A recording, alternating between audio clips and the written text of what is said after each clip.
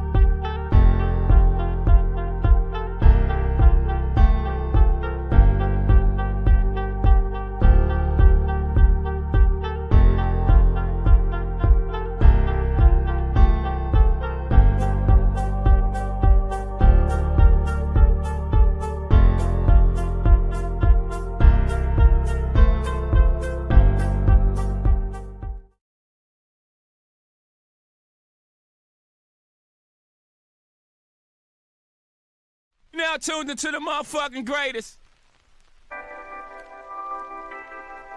Murph at 420.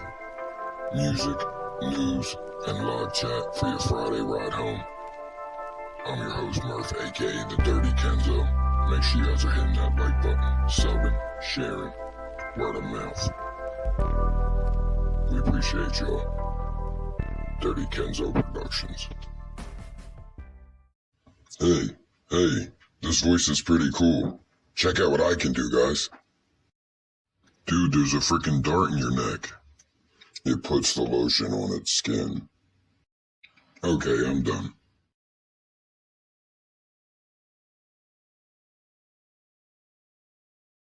Do you wanna start a cult with me?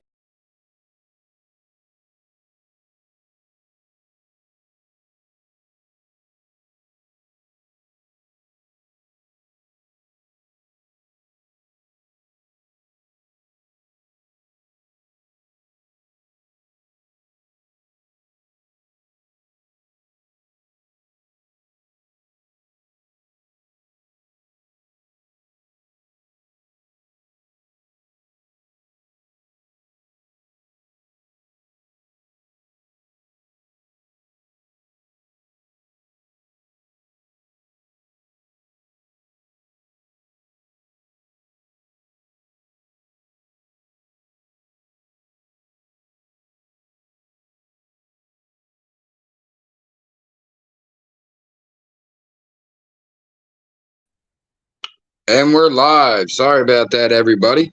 I kicked myself off of the panel as I was playing the last little clip. Appreciate everybody coming in. Welcome to the return of from our spring break, Murph at 420, bringing you guys conversations that you want to talk about. The Dirty Kenzo, bring you guys excuse me. I forgot my own slogan. It's been so long. I know that. It's the beginning part. Damn. Logic and common sense. Something like that. I forget. Fuck it. We'll work on the slogan next time. If you're just tuning in, I am Murph, aka the Dirty Kenzo. I have with me today for our third show together, I believe, or fourth, third show together. Me and Kell's son, Cheese Curl Poppy on YouTube, aka Junior, or Tommy as we call him. Thomas. Where? Cheese Curl Poppy. Oh. Floor is yours. Oh, great. This floor is fucking filthy. Good to be back. I expect better floors when the floor is mine. Exactly. I enjoy the complimentary sharp cheddar craft cheese. I was in the studio today. Well, you just stealing my cheese. That's whatever you want to call it, you fucking communist. That was not for the guest. That was you stealing. Maybe you don't have it within the guest's arm reach. You were stealing my before dinner snack. How's everybody doing though? Yeah, we if your first time Murph at 420, we went on spring break. It was a music show, but I was trying to get it away from that a little bit. So, live podcast format. We will have music news or news of the societal news. Most, yeah, if something's happened in music, we'll go around that. But we want to get it back to a talk show format. So, yeah, this is our first show back after spring break. Cooking with Kellz will be coming back. A big salute to today's show, who is sponsored by Pamela J. You'll see Pamela in the chat. Make sure you give her a salute, a thank you, a big salute to our Patreon members, Haley, Nat, GMA, and of course Queen Kellz, my lovely bride. Excuse me, and Cheese Curl's mother. Make sure you guys become a member on Patreon. We're going to be doing some shit on Patreon that we can't do on YouTube. They'll strike it immediately. More story times where things get a little vulgar, speaking about, maybe even things that were crimes that are over with, so that can be spoken on and things like that. So definitely become a member on Patreon, patreon.com/theDirtyKenzo. Follow us on Instagram. Please follow Cheese Curl Poppy on Instagram and subscribe if you're into gaming. He does gaming on his channel with a unique sense of humor. Cheese Curl Poppy, P-A-P-I. Cheese Curl, common spelling on both. Before we go any further, I just want to do a big, quick salute in the live chat and say hello to everyone that's here. And then we'll be getting into it. As I said, guys, this is a little unorthodox from some of the podcasts you may watch. I'm a fan of podcasts myself. And, live format, unedited, uncensored. And these are usually really good conversations. So I appreciate everybody stopping in. And hopefully we have a good show for you guys. Number one, Queen Kellz, my love, my schmoopy. You're schmoopy. Number two, Pammy, appreciate you, sis. Kellz dropped some hashtags here, guys. Feel free to use them at any time. They do get pushing through the algorithm, if you will. So day ones is the community. It doesn't mean you've been here from the first day. It just means that you rock out with the family, so to speak. Some of the music you heard, all of the music you heard in that intro, I created. So Kellz calls me illest beat and song creator. We call it the community the wolves and she wolves naturally. We do give a not safe for work warning. We smoke, curse, and talk a lot of shit. We also might blow your mind, and you don't want to get that all over the walls at the McDonald's. Our listeners don't work at McDonald's. They work at Chick-fil-A. Yo, who's in my fucking backyard? Salute to our work warriors in the beginning of, middle of, end of your shift, especially if you're on your ride home on this fabulous TGIF Friday. We want to give a big salute to Cooking with Kellz. We'll be coming back. We produced the show. It's on a different channel, but you can definitely catch that. That link is in the description, along with a whole bunch of others, the sponsors, links, things of that nature. And once again, brought to you by ThinKin Productions. And once real quick, guys, here is our show lineups if you are unfamiliar. So starting from the beginning of the week, you would have Tuesday nights is Convos right here on the ThinKin. Then Thursdays at 7, you'd go over to Cooking with Kellz for her show, Cooking with Kellz / Cooking with Kenzo. She cooks, I smoke and talk shit. That's about it. But yeah, that'll be Thursdays at 7. Definitely tune in for that. Of course, Friday 420 right here where you're at. Now, if you guys enjoy music, oldies, you ain't got nothing going on your Sunday morning. Me and Kellz do a radio show right here on the ThinKin. We play oldies, songs up to like 1989, basically. Different topics, different genres. And we have a really, really good time. 10 a.m. Eastern. Nostalgic breakfast right here on the ThinKin. Salute to a couple of our UK family popping in. I see Haley in the building, Patreon member. My guy DJ Science over across the pond. I see my UK family. Janine, glad to see you made it in. Well, it jumped. Janine, glad to see you made it over. That's awesome. Thank you. Virgo Views is in the building. Appreciate you, Virgo. LFM, my brother from another. And Queen Kellz is dropping links, guys, for easier access. So if you want to become a member on Patreon, you click this link. It'll take you straight to it. And if you're a content creator interested in some intro, outro, background music, the Kellz drops the link here. This is a playlist directly to those every song I've made. So many of them are still available. Just ask. A few aren't, but we could work something out. If you like something and you're really stuck on that, we might just have to make you something brand new in that sound. Other than that, our last piece of business is just once again asking you guys who are in the gaming, maybe your children, your teenage children, not your little children. That Wouldn't would even say some teenage. so even some children, because this boy has my sense of humor. If they can't drive a car, they shouldn't be on the channel. Exactly, he has my sense of humor, so bear with them. But yeah. Other than that, I just ask the question I proposed to the chat when we get started. Do y'all got time? Do we got the time today? Today I got time, cuz.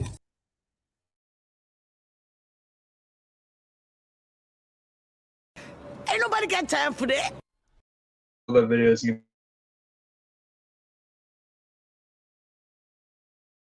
RIP. Didn't she die, right? I could have sworn. Think maybe I heard something about that. No, it was either her or someone else in that video. Okay, guys. So anyway, we are going to get the show rolling here. Once again, senior and junior conversation with the quote youth. He's almost 20 now, but we've had these conversations twice before. They've always been really good. We kind of just shoot the shit. Sometimes we'll have a little topic here and there, and we'll try to talk about something. I told him to come with at least 1 to 3 stories. Also, I'm going to start trying to pick up the content a little bit. He'll be coming on to help with some editing, some ideas, and things of that nature. I really do want to get 420 to start like a news format almost, So we'll get into all that stuff when we get there. But as for now, we are rocking with the live podcast feel. So we're just going to take a brief commercial break right here, and then we will be getting into the conversation. This one is called Never Forget This, right here on Murph at 420, the Dirty Kenzo.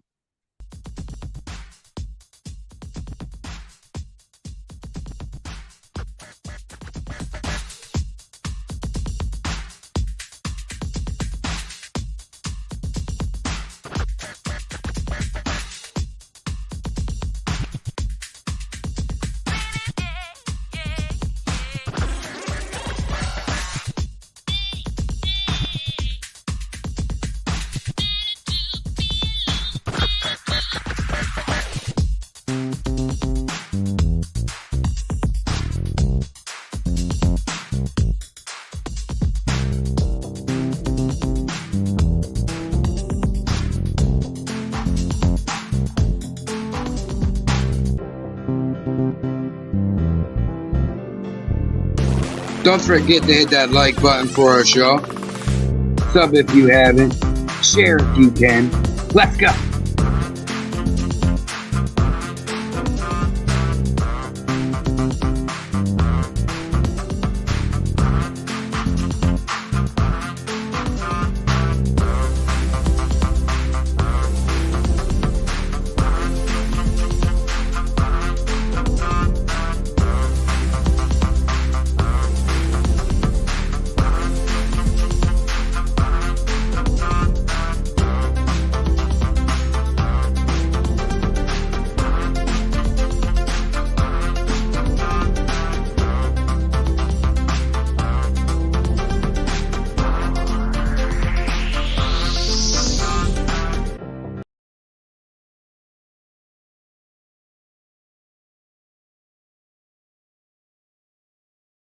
Do you wanna start a cult with me?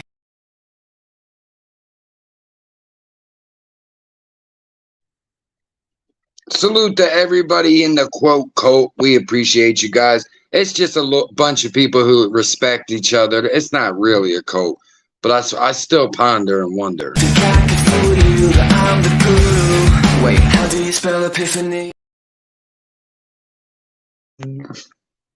Indeed. All right, guys. So when Larry Beach is in the house, he's always here for the live cat. My guy. Janine, I've drank Mountain Dew since I've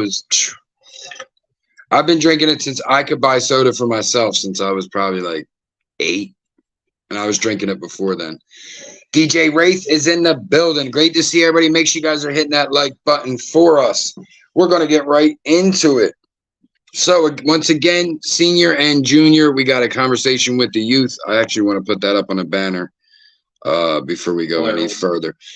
But you have a story for us, correct, Tom? Mm-hmm. All right, so I'll give you the floor to start speaking on that while I get us set up here. So what do you want first?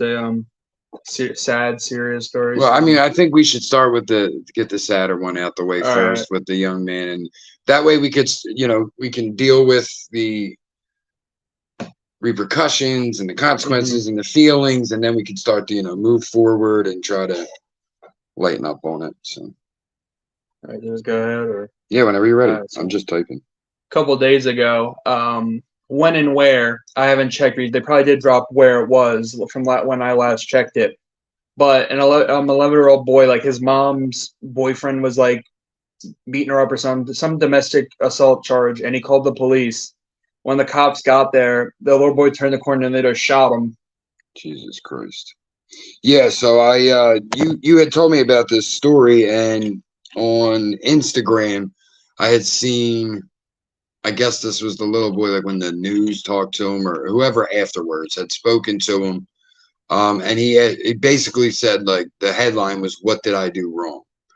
So yeah, we're gonna go a little bit into that, guys. We're not gonna go too crazy. We don't want to cop bash. We don't want to, make any victim feel some type of way. That's definitely not, what we're after here. But I think a lot of it, there's so much fear and it's from fear mongering. It's not always justified, but I just feel there's so much fear on both sides now with the police and a police encounter. To be shooting, someone come around the corner, and you shouldn't be that jumpy with you know what I'm saying? It's like I know it's not a personal thing. I feel like it's almost training to be like, don't let anyone make any kind of threat at you, any kind of advancement, But I mean, you have to be able to assess the situation. I mean, I don't know what I mean. I would like more details before I start, casting judgment or anything like that. But it just right away it goes to me is what's up with the itchy trigger finger here. I did say trigger, everybody. But yeah, it's just that's worrisome. As a parent, it's worrisome to think if something. So, all right, I'm sorry if he didn't come through very clear. That could be on me. I'm sorry. So, a young man called the police on his mother's boyfriend was physically abusing her. He called the police about the situation. When the police arrived on site, the young man came around the corner to talk to the police, and he was shot. So that, now the conversation is getting to, actually, it's funny. Right before we started the show, me and Junior were just talking about it a little bit, and he goes, "I feel bad. Like that kid is never, ever going to call or trust the police again." And that's what the topic I did want to touch on just a little bit here is that, like, how do we repair the gap between police? Do you think, Junior, and the chat as well, please comment, guys, do you think there's any saving that divide between the people and the police? And if yes, what can we do to start going down those roads?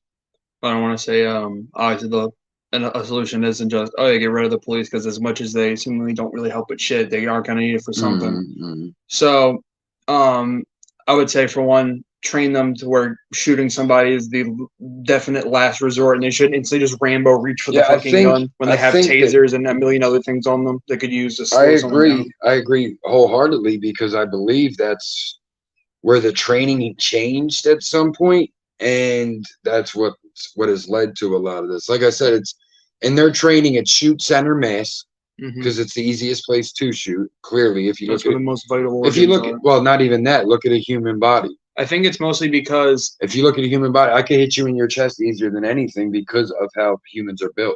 Your legs can be separated sideways. I might miss a leg. Your head's a smaller target. Your chest is fucking 2 feet by 4 foot. I think the real cynical way to view it is they don't have to do as much paperwork for a dead person. If they arrest Larry, he said that's what he said. He said that you have those people out there that would say to get rid of the police, but that's definitely not the solution either. Ivy says because they panic, and if you're a cop, you can't panic. That's a fact, and that's the thing, Ivy. And that it's in the training, like I said, the center mass, and I mean, I've seen it firsthand, and it drives me fucking crazy. But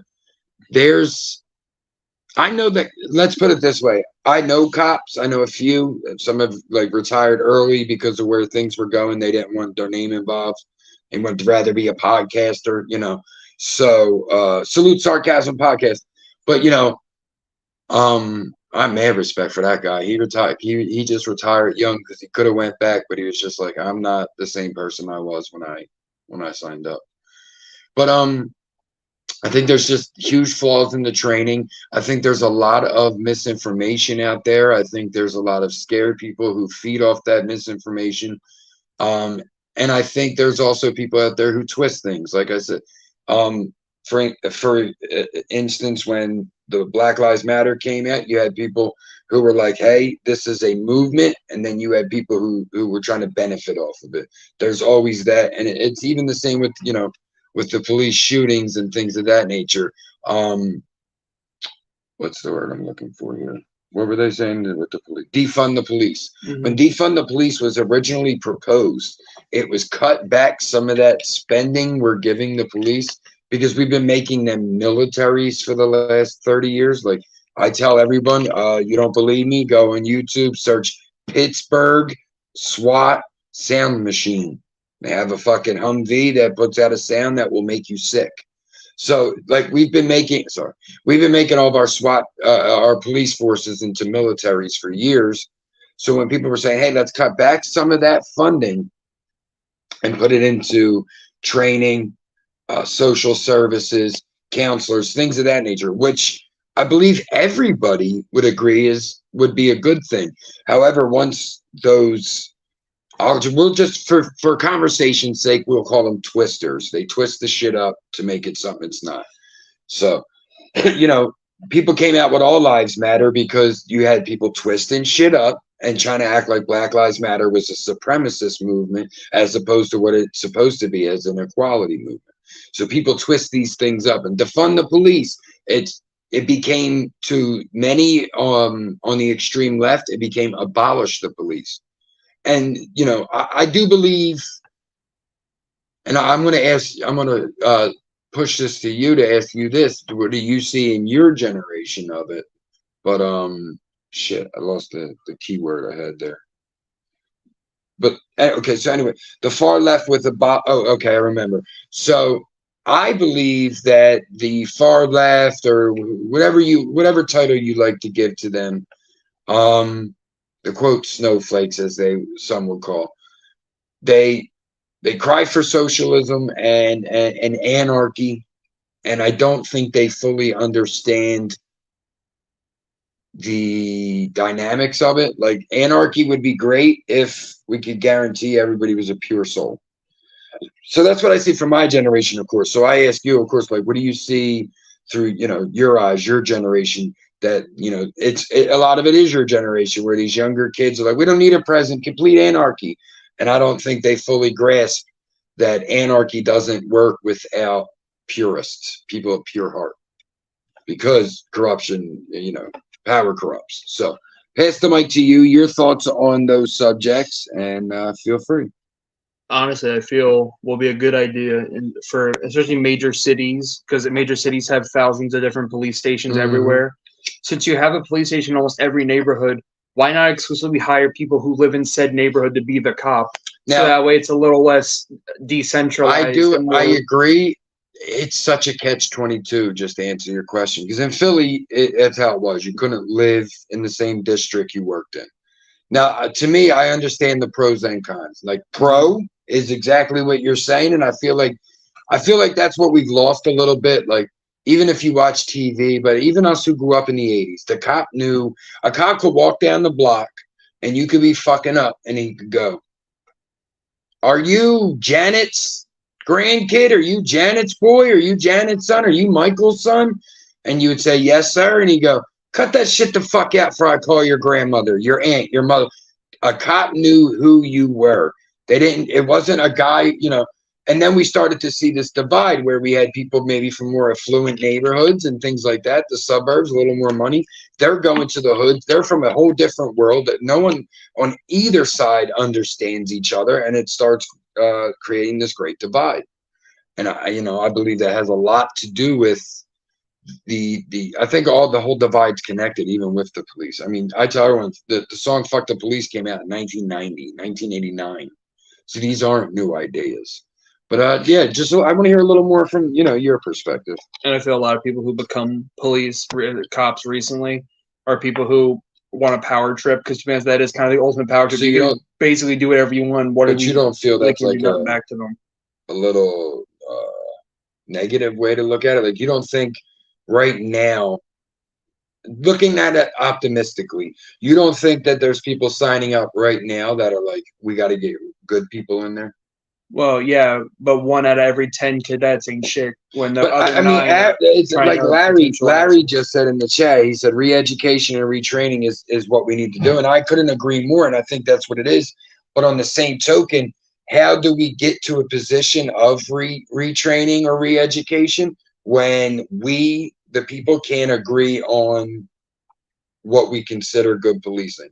Well, for one, would like to think accountability needs to be increased tremendously, because a lot of cops can just hit them with what happened with the little boy, just hit him with the Rambo, just shoot him and say, "Oh, fuck it." Yeah, and that hurt. It hurts it too, having those unions and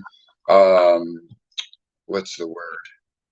Not diplomatic immunity, but they're immune to the crime and certain crimes, and it's just we can't have that. Accountability has to be there, and there used to be that. A cop would fucking cops back in the day were different, man. They take their badge off and shoot the ones which, if they're not going to argue, handcuff you and beat you the fuck up. Cop back in the day say, all right, I'm off, I'm done at 8, or he just take his badge off and square the fuck up with you. Nowadays, you can't take that chance. You might get fucking Freddie Gray in Baltimore. They handcuffed that man and drove crazy in a paddy wagon, broke his fucking neck. So it's just, I do believe that re-education is for sure needed. The retraining is for sure needed, but I think we need to get to a place where the people making these decisions can come from a place of common sense and also not using their pocketbook. And that's the problem here. That's the problem with crime. You have us, the citizens, going, yo, what the fuck is happening? Crime is getting out of hand. Every major city is fucking burning to the ground. There's homeless everywhere. So we're saying crime, crime, crime, crime. And then the other side, where's the money push? Are we going to put the money runs more from locking you up and putting you in those private prisons than not? So, prisons are full of fucking minor drug offenders, which should be in rehabs. It's the system is so flawed. It's to take one thing down would topple the house of cards. It's because in America, at least, there's 3 types of prisons: a state, federal, and a private prison. And the majority of prisons are private prisons. They're owned by companies, not the government. So there literally is barely any government body watching. So Haley says, why is it changed so much from not needing to lock our doors to having to lock and alarm everything we have? And you just said something about that a little bit ago. So and I would like to think in small towns, I would like to think, yeah, that is noticeable change. But in inner cities, I don't think anyone was ever leaving their doors unlocked. Yeah, I don't think Haley's in the UK, so it's a little different. But I would say I never did, but I heard people say since I was even a young man that even in Kensington 70s. You could leave your door. Now I do agree with you that sentiment of being able to leave your door. I can leave my door right open. That does work better in the suburbs or in rural areas. But when you're in the urban city, it's different. Now, as I always say when we moved out here, if there's drugs in an area, there's crime. So and drugs are everywhere. So that's the issue. So Haley, I think just to answer your question really quickly, I would say that personally, the conspiracy theorist in me, if you will, I think they know what they're doing. They personally put a lot of shit in the way just to, it's all a money game. And like I said, they always say, with treating cancer, you can make more money than curing cancer. It's the same thing with crime. You make more money from, quote, treating crime than curing it. So to answer your other question, will it go full circle and be safe, or will it just keep getting worse? I'll let you go first. Well, it depends on what being full circle again. Going back to where you feel safe enough that you could leave your doors unlocked. Maybe if we have a new kind of way to guard That's- people, but I think it would take a mass change, and the way the world looks now, the outlook, I think it's probably because the only two ways that possible. could happen is if America, goes like full totalitarian and everything. Which even if And it's hard too because the kids nowadays will compromise their morals for 5 seconds of fame on Instagram. or like what's happened a million times in history, people give up basic freedoms to feel safe again because that's usually how dictators rise in the first place. We want to be secure and safe again, so we'll give up our freedom for it. And that's kind of what feels like it's slowly happening in America, pretty much. Now, I do give believe something away for it. Now, I do believe there could be a day. I just feel like, what would that world look like? Like you said, it has to be that totalitarian. It has to be because the numbers one are just too big. I mean, it is safer now than it's ever been. In each generation, it is getting safer. Food, disease, sexual crimes, and violence. It is getting better as time goes on, but it's also not. And we also, it's projected at us through social media and the news so much. It's like, do I believe we could get to a place where everyone's like, but what would it take? An alien invasion, a meteor, a fucking 50-foot wave. It would take something that, one, wiped out a lot of people because we'll never be able to get 8 billion people to be good. There's just going to be bad in the world. It's unfortunate. That's human nature. Yeah. Because even the most kind person in the world, if they're being honest with themselves, can admit they do a bad thing at least once a day because that's human nature. We just do things. Haley said there's always been drugs everywhere, but it just feels like this lifetime is crazy. Well, drugs are way worse now than ever. I don't know. More people do drugs. Coincidentally, when the private prison system became a thing in the 1980s, coincidentally, crack also became a thing in the 80s. So it's a little following the rights movement. Listen to listen to System of a Down, and they'll tell you all about it. IRU, salute Jers. Yeah, System of a Down will tell you, in the one song they say, following the rights movement. Basically what he's getting at is right after the civil rights movement started, all of a sudden drugs became available for all the kids. That's how the song goes. But that's the point he's making. It's like, isn't that funny? Isn't that ironic, coincidental, that as soon as white, black, Puerto Rican were in the streets together, white, black, Asian, Puerto Rican were in the streets together going, we want fucking civil rights. We want every American to be treated the same. We're sick of this bullshit. As soon as they were all marching together, all of a sudden, and you even hear that Nixon talk. There's audio of him talking where his quote, drugs are starting the war on drugs. And he literally says, like, he doesn't say it this way. The secretary he's speaking to says this, but we're going to blame weed and heroin on the hippies and blacks to stop the counterculture. I'm paraphrasing there, but that was the energy behind it. So that's to answer your question, Haley. I think what it is right now is this generation, our generation into the next generation. Drugs are super available. You can get them mailed to your house. Any drug. There's sites on here where you could buy on the dark web, and drugs are everywhere. There's a lot of hurt people that are taking them drugs for reasons. That's what I always say. We got to find out why so many people have trauma, why so many people are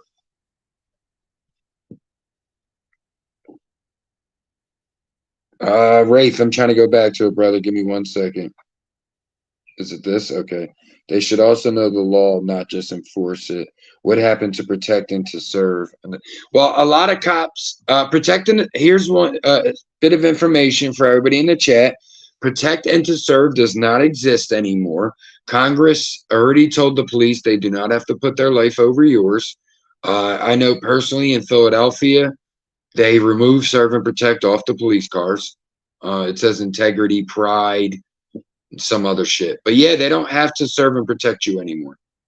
But I would just say that with the drug issue, there's a lot of hurt people. There's more access than ever. It's a $1 trillion industry, and they're feeding into it. You know, there's fucking proof that CIA was flying crack in the fucking transferring crack in the 80s. Their soldiers protecting fucking poppy fields right now. So, you know, they lock you up for the same drugs that they're pretty much shipping.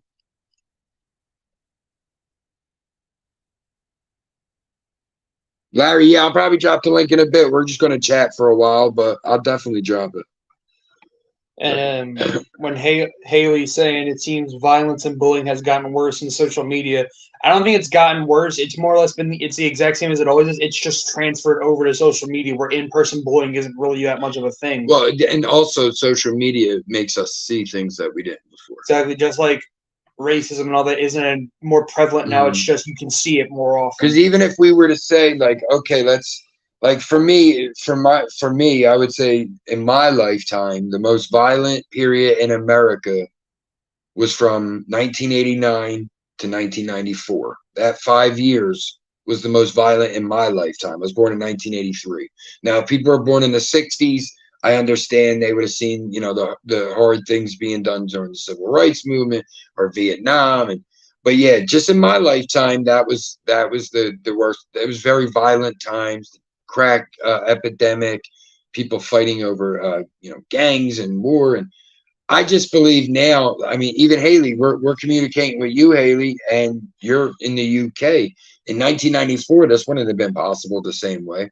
So you know what I mean? We could, when you in the 80s, 90s, you had to wait for your local 6 and 11 o'clock news. Now news is instant. I could get a notification. I could set TMZ to notify me on anything, celebrity deaths, celebrity weddings. So you could be up on the up immediately.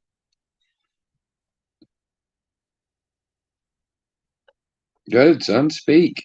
What to talk about at that point? Yeah, the internet has made the world a little bit better and worse. Better and worse. Because especially because you know you got all different websites like YouTube, what we're currently on, which is its own blessing and curse at the same time. And then you got, you know, Instagram and Twitter especially, which is always the most fun place to be on the internet. And you know you got different accounts on there who like I love the ones especially. Not trying to target any Republican or right wingers here, but it's mostly you guys who do this thing. But who like say will like post. I love statistics for the reason of people look at a statistic and don't at all like research it. They feel like the research is done. Want to know why the numbers are that high, how if they're inflated slightly, who's reporting said numbers. But that's the issue right there. You just said it in the middle there. Inflate it slightly, and a lot of it is perception. And like, here's one we always hear. What do racists always use? Despite being 13% of the population commit 50% Blacks commit 50% of the crime with 13%. But we're not looking at one, white on white crime, Asian on it. Like the statistics that they like, you know, a racist will always leave out that little part. They'll say that 1350, but then when you go, well, how about whites killing whites or Asians killing Asians or women killing women? And you know, oh, well, them numbers are the same or more. And it's like, oh, so just people get killed by people who look like them most times because you usually live by who looks like you. But we'll just say blacks because that's that racist narrative. So they use statistics, but half. But and the thing is, with being 13% of the population, which I don't think African Americans are exactly 13. I think it's a little higher than that. I've been saying that's a tad bit low. 13% sounds like the Asian American population because that would be more believable. Chucky Bill.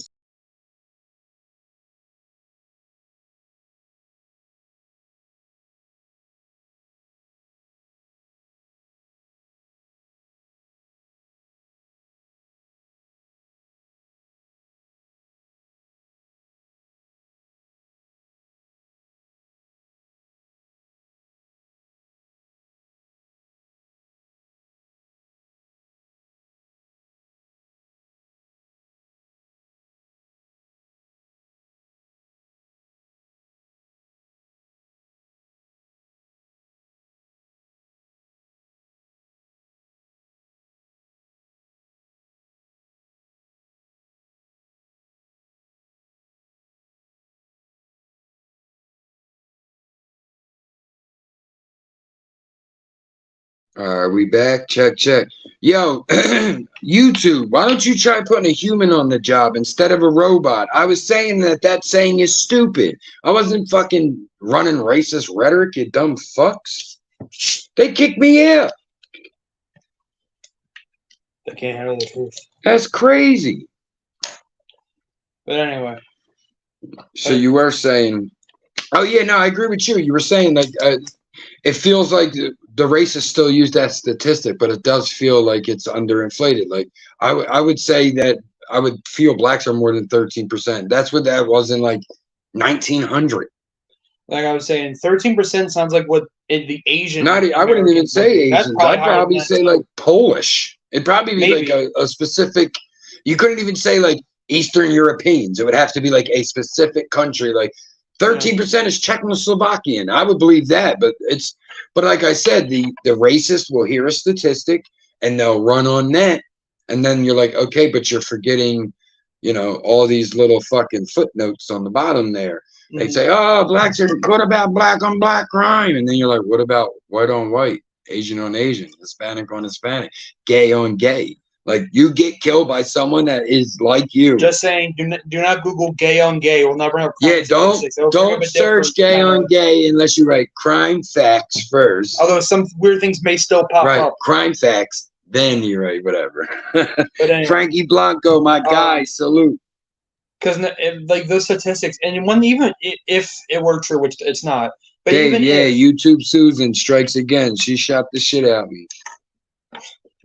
What was it? Oh yeah, and even if the statistic was true, which it isn't, but even if it was, I don't understand what point are you trying to bring up? What just extradite every black person? So like where? What it is, I will believe, is the racist is trying by saying that they're trying to get the listener to believe that blacks are inherently more violent, and it's fucking bullshit to assume anybody is more violent. You're a product of your environment. Straight up. If I never taught you a lick of violence, how would you know it? You're white, so that means you have a part in your brain that says, I know what violence is without being taught. Like, get out of here, bro. It's stupid. And it's just, that's what it always, as you said before, you can't be smart and racist. And it always comes down to these questions where, like I said, you start going like that and they go, that's what I say. So you're trying to say what? Blacks are inherently violent, how? No one else is born that way, though. Like, that's where the racist always starts losing you with the common sense. And along with that, you got to, the statistics, which 50% of the crime, I don't think that makes any sense because, especially in America, we're a melting pot. There's a million different ethnic groups, but obviously the largest ones are white, African American, Hispanic, Latino, and then Asian.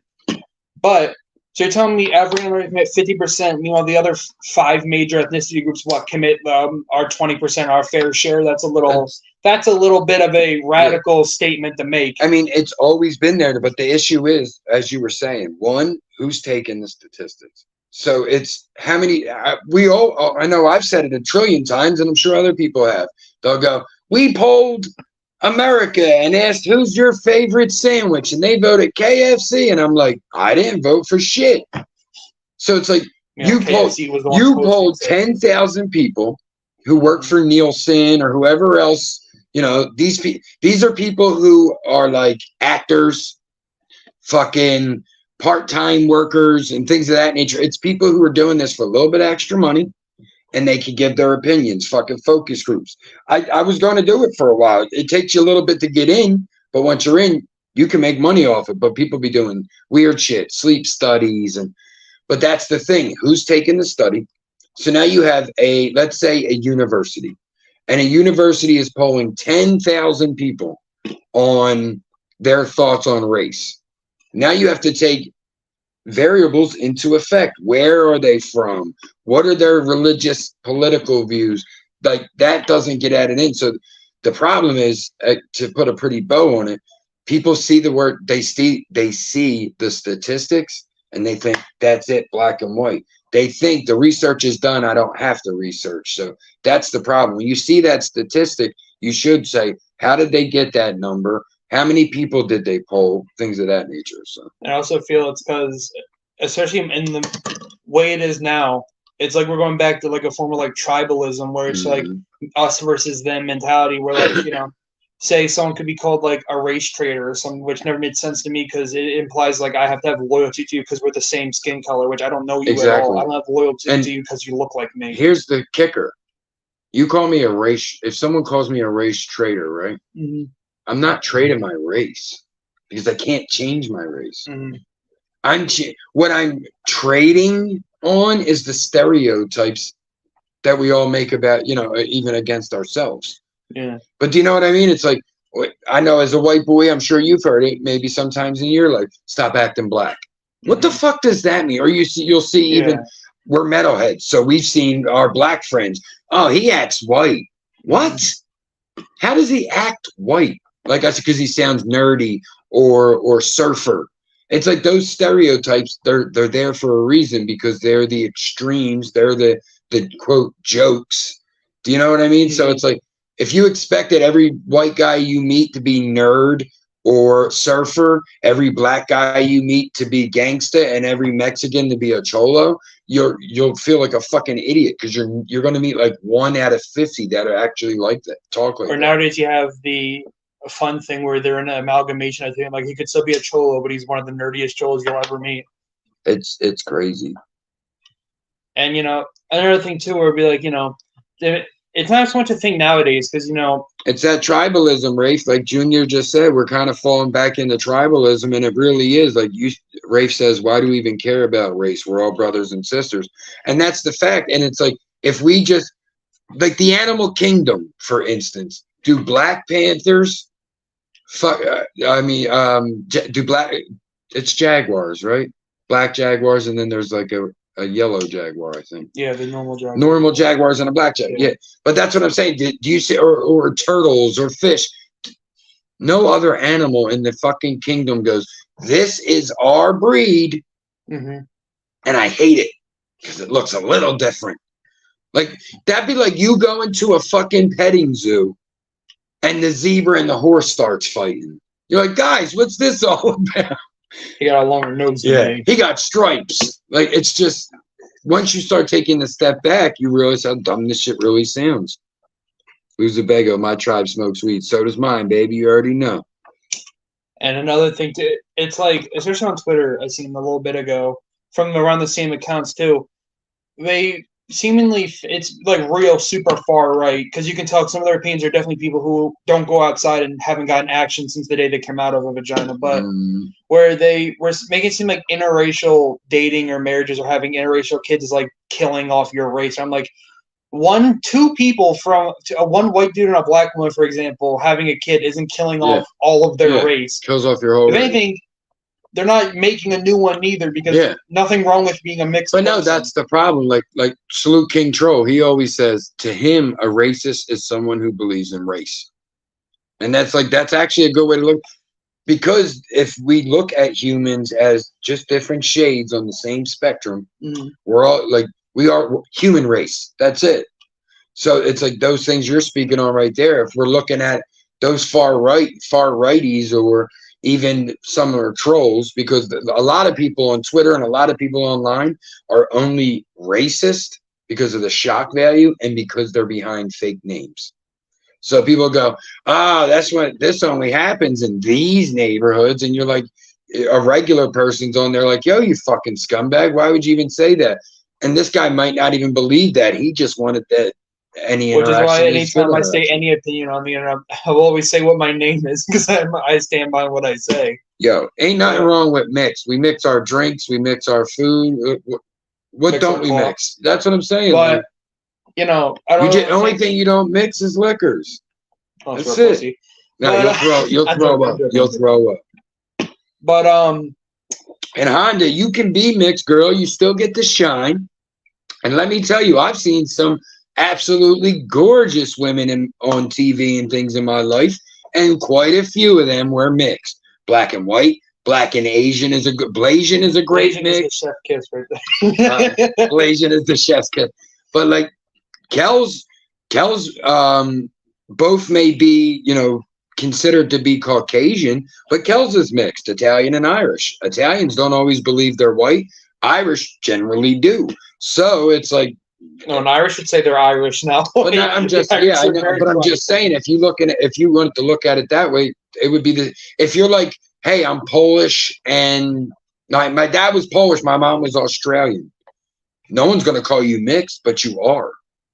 And I also think, well, for one, an Australian and a Polish man, that conversation was real fun with their thick ass accents. That was a wild flirting session. Where's my bloody schnitzkies? Where's my lumpies? You know, it's an Aussie with a little bit of a pierogi flavor. But also having to call identifying people as African American is a little redundant because the majority of people you call an African American have never come close to the continent of Africa in their entire lifetime. A lot of my friends on here and then people I've connected with, King Troll, for example, doesn't like that word. Exactly, just like calling you or me an Irish or Italian American stupid. I haven't been to Dublin or Rome. I've never been to Europe. King Troll put me hip to the thought that scientific racism is behind the African American name because that name right away does what? Distincts them from not being from here. First off, you have many black people. They're like, what do you think? If we built the whole world, so you're saying we were too dumb to come here before Christopher Columbus, even though we built the pyramids, you still can't build. We built this, we were too dumb to build a boat and come here before Chris Columbus. So some blacks believe that. I believe that. It's makes pretty fucking sense to me. Yes, I'm not denying the slave trade because there's proof. But to say there was zero blacks here before that, it's foolish. Well, yeah. People act like when William Penn came here, there was just natives. No, there was already Swedish and Dutch here. Well, yeah, because especially with history and science, you can never be absolute sure of anything because it changes all the time. We discover new things all the time that change what we. The definitions change. For example, ask any historian, when did Rome fall? They'll give you 3 different answers. It's either when the Western fell, the Eastern, or when the first Russian Empire died. Look, even in my mother's lifetime, the black population has been called, I'm not going to say, but Negro, then African American. Excuse me, it was Negro, black, African American. Then some called themselves Pan American, and then some are going back to black. So it's that's just in the 50 years since the 60s. I feel like the only names change, titles change. The only people who really care about describing someone based off of how they look are police sketch artists, because I'm gonna be honest. And calling someone African American is redundant because what's the point of pointing out the fact that hey, their ancestors left Africa later than ours did? You can clearly tell that they're slightly darker than you. There's no real need to bring that up. You can clearly tell. It's. I mean, there's just a racist element to it. I would have to believe it's the same thing as Asian American, or it's we don't call. We have people in the chat right now going, "Yeah, Irish." We don't call them Irish Americans. Call them just American. They're an American. So why isn't an African American, an Asian American, I'm trying to think. That's Australian American doesn't really exist. But and what's wild is too because with white people, I'll use them as a reference here.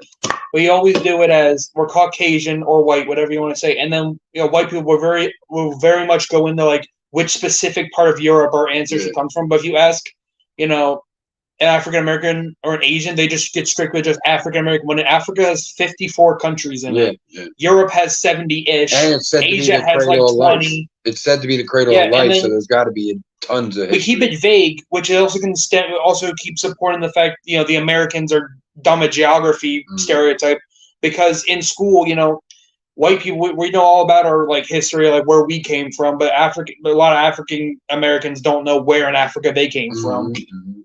So, you don't really know unless, your parents were keeping a good track of it, which a lot of them didn't. And that's what was the issue, torn apart from each other and things of that nature. And plus, not to mention, a lot of African Americans who live in America, the majority of them are here because their ancestors were taken from Africa or purchased from Africa, or whatever you want to say. Meaning those people who were slaves at the time, either where they currently were, it wasn't a country yet, or you could lose your history. Didn't know about it. You could lose your history. Half the boat was dying before they got to America. Or better yet, when you got here and your local culture, that didn't matter when you were being told to shut the fuck up and get to the work. Think of this. Someone was being taken for the slave trade. They take your entire healthy males in your family. So only ones that know my history that they're taking, they're not going to take the elders. Sometimes they did for sure. or you worked into your elderly. But like our grandparents, that's who our quote storytellers, our historians are. For you know, that's how you really know history. You're people who lived it. So if they take 5 people who know my whole family in Africa's history, and on the slave trade ride, 5 of them die, or 4, my history's dead with them. So how many people don't know? Like I said, King Troll can track his fucking lineage back hundreds of years, just down to South Carolina, everything. And it's like families have to pass that history down to each other, or have to find like something like a clue for the family tree, because it's like so much history got lost. You also see it with the Jewish population after the Holocaust. You see it with the Irish population after the Irish famine and things of that nature. It's like so many people died that a lot of, because I always tell everybody that history is his story, but there's one person there's one history you can trust. That's your ancestors. That's like, you know, my grandmom could sit and tell me about World War One, even though she grew up in World War Two, because her parents told her about World War One. Do you know what I mean? So it's like passing down those stories. Oh, your grandmother was a USO nurse and things of that nature. Those histories, you know, get passed down. But yeah, for you know, us being Irish and or Italian Irish, I just figured my ancestors came here during the potato blight, because that's where the majority of Irish Americans came from, why they're here. Rafe, that's such a fact. People have such an ego. Oh, my breed or race or creed, and it's all like there has to. People want to make themselves superior, and that most times that's because they feel like they're not. And they're not. I feel humans in general, it's a very human thing. OCD like trait for humans to do, where we want to categorize things. It's just how we are as people. We always like to put everything in a group. It's how we are. We're a pattern based animal. Yep. So there's people that don't believe that won't say we're animals. On the same token, though, there's more of your hidden racism. That word has now become racist. What, animal? Animals. You see a group of specimens makes it sound like a weird. But I'm just saying, people still don't even realize that to this day. You'll see like when the riots were happening after George Floyd, they're animals, and it's like a man was killed on camera. It doesn't matter how you feel about the politics of it. The entire fucking world was clearly sick of it. All 50 states protested.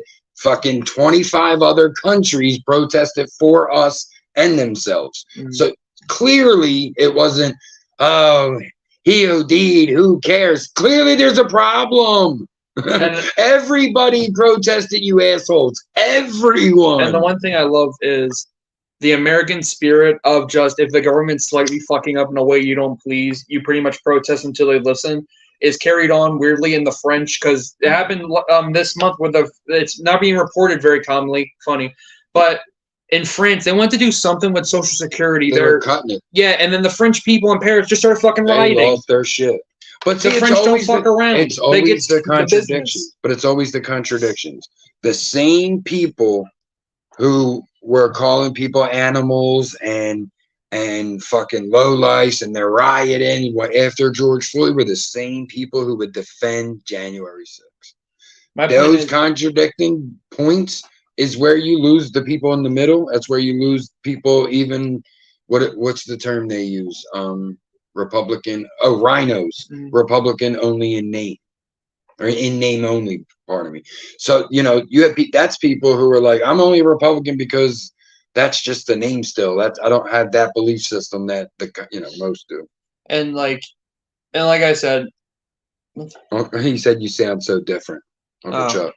Well, yeah, that happens when you hit puberty. Yeah, Chuck. I know it's been a while. I know you hit yours many moons ago, but that's what happens. But anyway, what was I saying again before I made fun of him for being old? Well, I was just saying it's a lot of the contradictions, January 6th and the riots and things like that. And I also feel like it's because people, like, when they see a protest that personally doesn't affect them or they don't quite understand it, they instantly want to dismiss it. It's because everyone, I don't want to make it sound like, it really sound weird while I say this, but everyone feels like they're the main character of life, where everything has to personally be for them. And they can't understand, hey, I know this isn't about me, but if you either don't want to support them, get the fuck out of the way. That's basically what a lot of the problem is, though. People don't understand it. So that's you're protesting for bullshit. It doesn't matter. I can protest that fucking popcorn should be blue. I'm allowed to do that here. That's why this country was built. Whether or not you personally agree with what I'm protesting, you should still love the fact that I'm doing that's it. That's how the point of protesting. That's exactly how. Because if I'm not allowed to protest over something stupid, then what makes something stupid? What's the point? You determine. Because if you think something's stupid, then sure, it may or may not be dumb, but where's the line drawn on what counts as worth protesting for? All right, guys, we just hit the 1 hour mark. We're going to take a small 2-minute break. We'll be right back just to recharge the batteries. Stay tuned, I think. Where's that at? You might not be staying tuned. I'm just kidding. Stay tuned. Or don't. I don't fucking know anymore, man.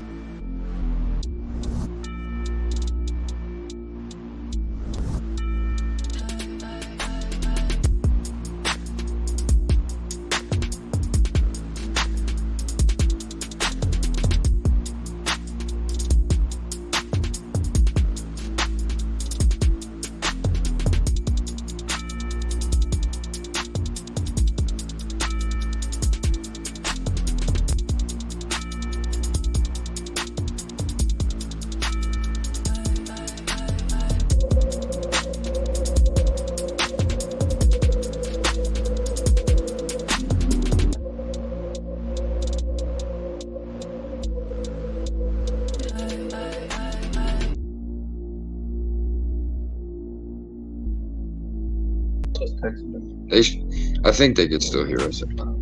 I had to reset the mic, yo.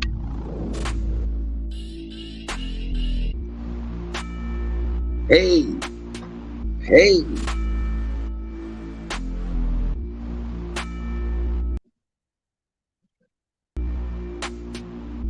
Damn it, I pushed the button too soon. Oh well, what can you do? Alright guys, we are... Oh, no we're not. There we go. All right, guys, we are back. Anybody in the chat, questions, comments, anything like that, feel free to write them. We will be reading them and answering to the best of our capabilities. I agree with you, though, Ray. People just have like Junior said. It's really that people don't, if they don't connect with it and they don't understand it, to them it's stupid. So it's like, you could be online and be like, hey man, why is everyone so worked up about the N-word? And it's like, because to the people who are worked up about it, they go through that often. If you don't, you can't just act like it doesn't exist. That's what happens with people. And I feel like in the age of the internet, basically, it's the participation trophy philosophy of everyone thinks their opinion matters. And some people need to realize just because you have an opinion doesn't mean it matters in the slightest. Like, no one, with all due respect, the majority of people do not give the slightest fuck what you have to think or say. I don't think I want everybody's opinion, because some of the opinions I've heard over my life, I just look at people and go, what the fuck? Because obviously, you know, not coming at Haley or whatever. Or I want to read her question. The British in general, but it's like Canadians, anything going on with American politics, they have to put their 2 cents in the way. Haley doesn't. Yeah, I'm not saying she does. Yeah, I'm saying, look at it from the other way around. Americans don't give the slightest fuck about Canadian or British politics. It is funny. Hey, I think an American. Who's the British prime minister right now? I don't fucking know. I think from the perspective, I know what perspective you're speaking on, because I've seen people they put like, oh, isn't America a shitbag? And then they're like, hey man, it's our country. We got it.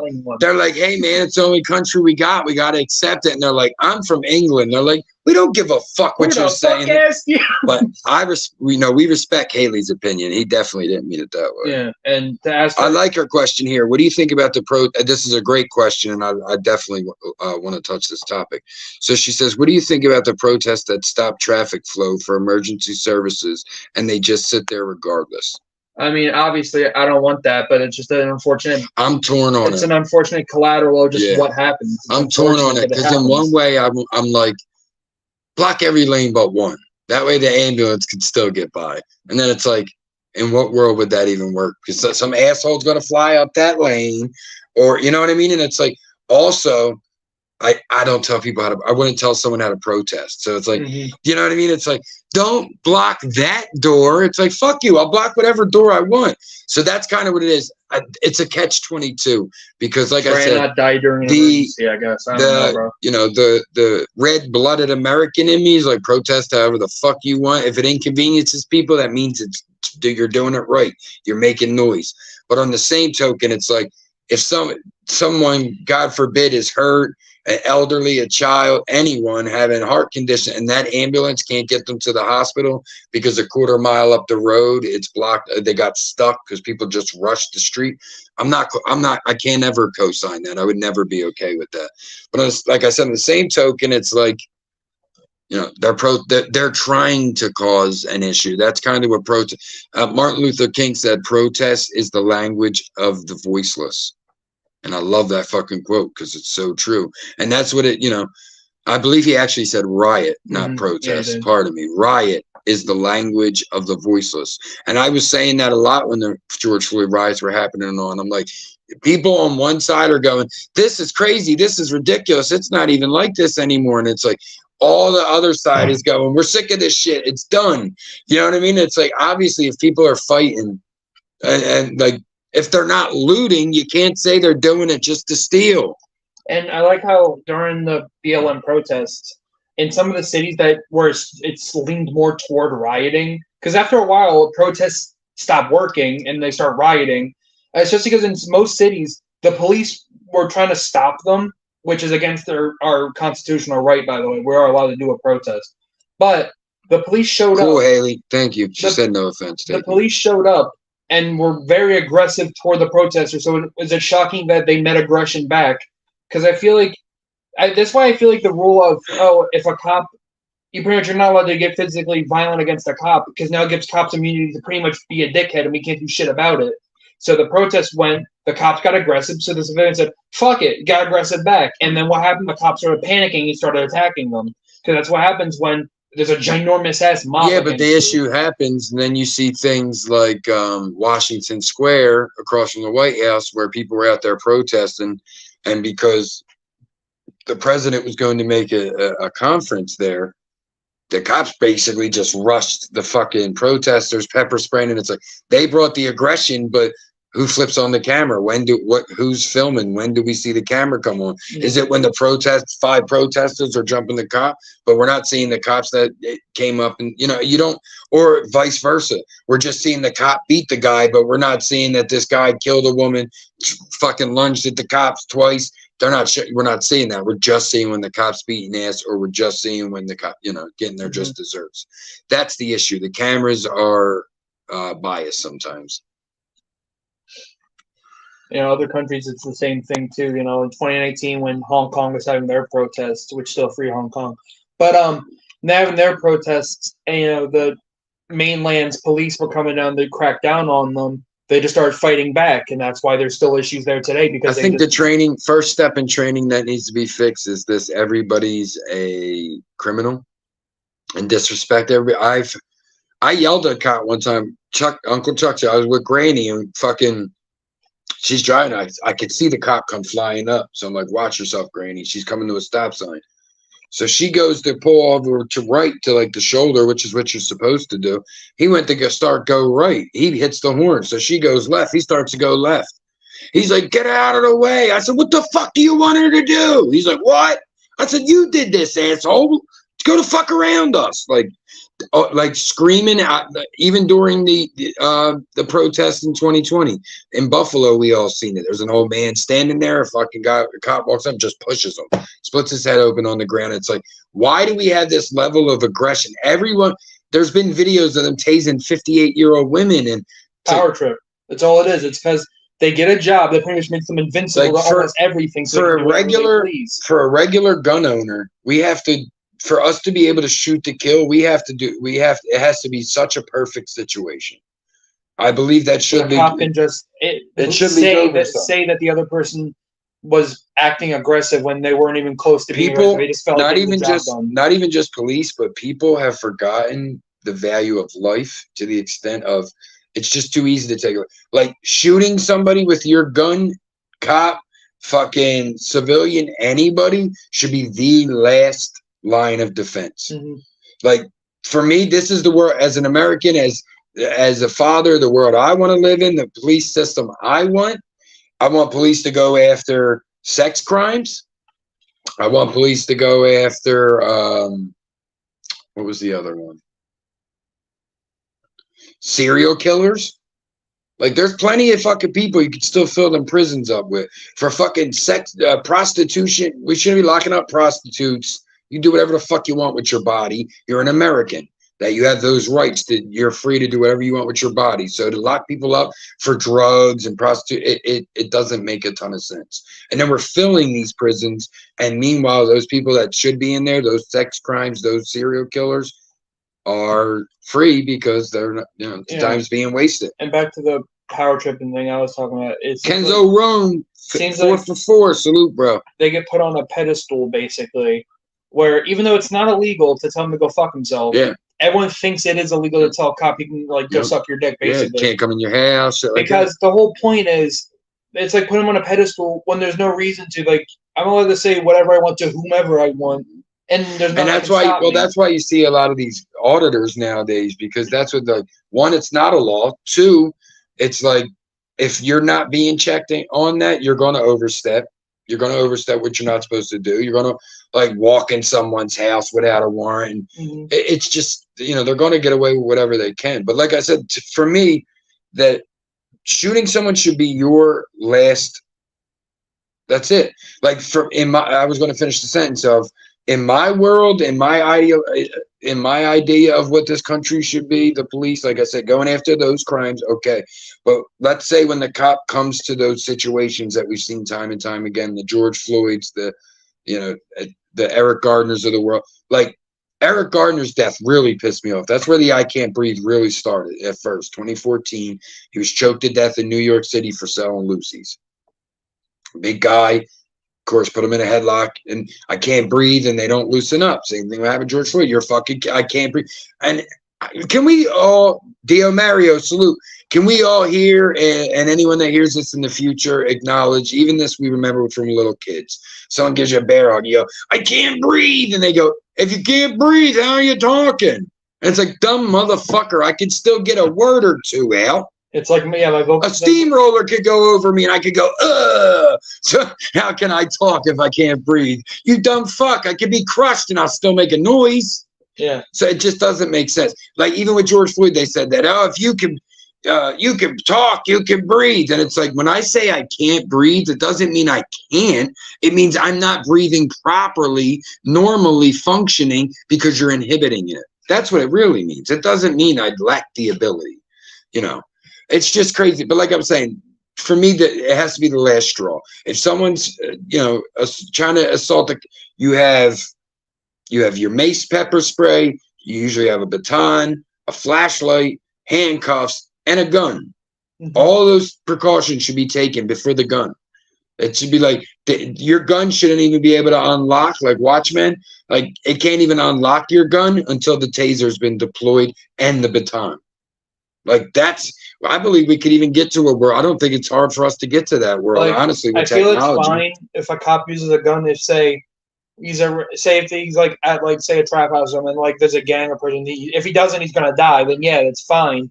But like if it's one person where you already have They've so changed the definition of life in danger. Because if there's two cops and one guy who has no weapon on him, why do you even need a weapon? There's fucking two of you. Two dudes can't take one guy down, and you're both trained on how to do that? Come on now. Tamir Rice was a 12-year-old boy who was shot in his back running away. Exactly. Where's the threat? That's the fucking problem here. It's we could say, oh, well, he was running away and he could have shot me. Matter of fact, pardon me for forgetting the gentleman's name, but a few years ago, he was drunk in the Wendy's parking lot. The cops were being real cool with him, and all of a sudden, it escalated. He fucking fought the cop for the taser, and he's running away. They shot him in the back. If even playing toy guns when you were a kid, water guns, dart guns, shooting as you're running away is one of the most impossible things to do. You're probably like staying still and hitting a target. If me and you were standing face to face and you go to run away and shoot backwards, and I can secure my feet, secure my hands, I'm still standing flush. I could put fucking 5 in you before you even have a chance to get one off luck. Because you're running away, the gun's bouncing, your head's turned, so your perspective's off. It's if someone's, so we have to change the definition of what is life-threatening. That's the biggest issue we're having. Yeah. And I feel like we all just cops need to like realize it's just what the fuck makes you so special. That you act like people can't talk to you like you're a normal person. You are a normal person. I've heard auditors say that to people, like, "Oh, you can't talk to me like that. Oh, can I talk to a firefighter like that? Can I talk to the DMV like that? I don't give a fuck." Well, they are the same title as you, sir. If anything, they do a better public service than you, to be honest. I obviously Victor Coco. Good cops, as rare as they seem anymore. There is a little bit of respect for that job. I have a little more respect for firefighters. And as I always no partiality for that. And when these topics come up, I've always spoken on the fucked up part for the cop that does his job right. The cop that gets up every morning and his intent is to protect people, to help people. That's the issue. Cops are not here to help people no more. And there's a video. Even earlier, we're saying, hey, why don't they serve and protect anymore? Mm-hmm. I don't need them to protect me. I need you to serve. Fine, serve. Fucking sitting on a corner with a speed gun, that ain't helping. That's not helping. You slowed down one speeder and you just did nothing for an hour. You just wasted your whole hourly pay. You wasted tax dollars. Yeah, you wasted that whole hourly pay, but you sure slowed down those drivers. When you see fucking drunk road stops and shit, and you ask them, "Oh, well, this is a high area for that," but so you have to stop everybody? Like, there has to be a better way. I like how some cops, especially, like, say if like they were trying to get someone out of a building or during a protest, something was burning and they didn't want it to be stopped. And like it happened in 2019 in Hong Kong, where like the police, there was a burning building and firefighters rolled up to put the fire out and they wouldn't let them. So then the firefighters started fighting them.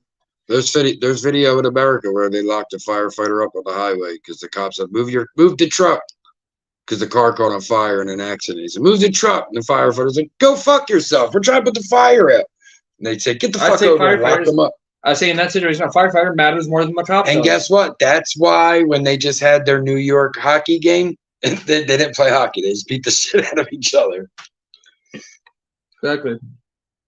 Like EMTs and ambulance, they directly try and save your life. Firefighters, they directly try and save your life. That's what I say. I feel that's the shame of it, is we lost those good cops, those fucking people that were there to help. And it's like, when, of course we all want the cops there to help. That little girl who got kidnapped, the kid who can't walk home, or the woman that can't enjoy herself because we have some asshole. The problem is we always act like, oh, that old lady's dealing with 5 asshole gang members. All gang members are bad. And it's like, no, they're not. There's gang members that would say, sorry, man, can we go to, where would we be out of your way? Let us clean up your pavement a little bit while we're here. Do you need anything from the store? To blame it, the generalizations is what really hurts. And that's what the cops get the benefit off of. They get to use those generalizations to go, all right, well, here's those statistics again. Statistically, a group of blacks sitting on a corner, they use that kind of fucking logic to just, and you see, what are we doing? We're just sitting here hanging out. Why are you busting our balls? Oh, you're drinking on a public corner. Come on, bro. To bring a house, I think most people just want it to be fair. Tam, happy birthday. How statistics don't matter in the slightest, or how they're kind of irrelevant, if we're being honest. Mm-hmm. But in South Korea, right, 99% of their population, SAs, I don't know what you call them on your communities. I usually just say sex crimes, offenders. Most sex-related crimes in South Korea are committed by 1% of the population, which are American tourists or American soldiers there. Wow. But is every white person going to commit that? No. Is every American a sexual assaulter? No, it's a very small part of us. But if you go off a statistic, it would make it look like everyone is. That's a good point. Make sure you guys are hitting that like button. We got about, I don't know, half hour left, it looks like, something like that. Excuse me. We're just talking on multiple topics about things we said. With the story we let off with, a young man was watching his mother allegedly be assaulted by her boyfriend. He calls the police, feeling unsafe. When they arrive, he comes around the corner and they shoot him, the young man, this child. So, you know, we're just speaking on that a little bit. We're speaking on, you know, the horror for that young man. You know, the headline I seen was, quote, "What did I do wrong?" And, you know, as a parent, that's just heartbreaking to you. You would never want to see your child go through that. Like, you know, and I know, you know, my friends of color, my black friends, their parents always had those conversations. Like, you'll see some people of color, like, you called the fucking cops. Like, they'll lose their mind over that shit because things like this happen. And I'm just personally, I'm sick of this trigger happy bullshit. This isn't the first time. Like, there was 2 years ago or 3 years ago, a woman in California called them. There's something going on in my back alley. They pull in the back alley. She comes out her back door to fucking greet the cops. She called and they fucking shot her. It's like, why? Get your fucking hand off the gun. It happened in Philly. A bum walks up to a fucking window right in Kenzo, right at fucking the hoagie joint we used to go to. Fucking, there's video from the hoagie store. He's on the fucking side street. You see him looking at his phone in the car. Fucking homeless guy comes up, knocks on the window to ask for change. He fucking shoots him. People are like, that homeless guy's been out there for years asking for change. That's what I was saying. Why was this cop so scared? Like, unless you have money or drugs in your hand, there's no reason to jump when someone knocks on the fucking window. Like, you know what I mean? Like, what are you so scared What of? do they think that, like, the homeless man's gonna fucking punch through the window, the glass? Like, isn't the windows on a cop car, like, reinforced anyway? They're meant to take, like, damage. Well, he was in it unmarked, but it's just, Oh, okay. What is this jumpiness? What is this fucking, you know, fear? And everyone's a criminal. You know, you're going down the street, they're like, pull over, you fucking scumbag, get out the car. And it's like a little old nun and shit. You're like, why would I listen to you if you're insulting me? Yeah.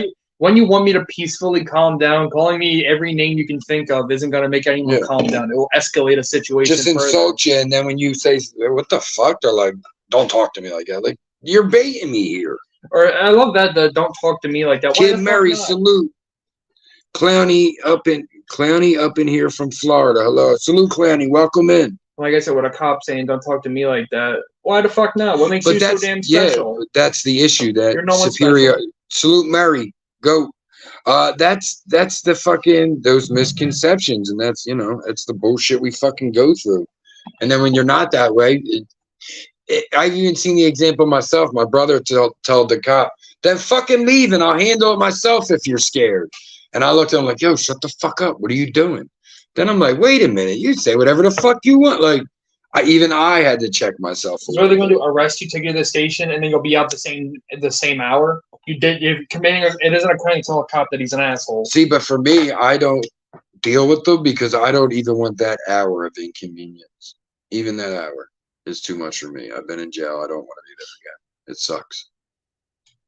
It's only cheese sandwiches and water. Mm. I like to be home where I could have soda and cheesesteaks.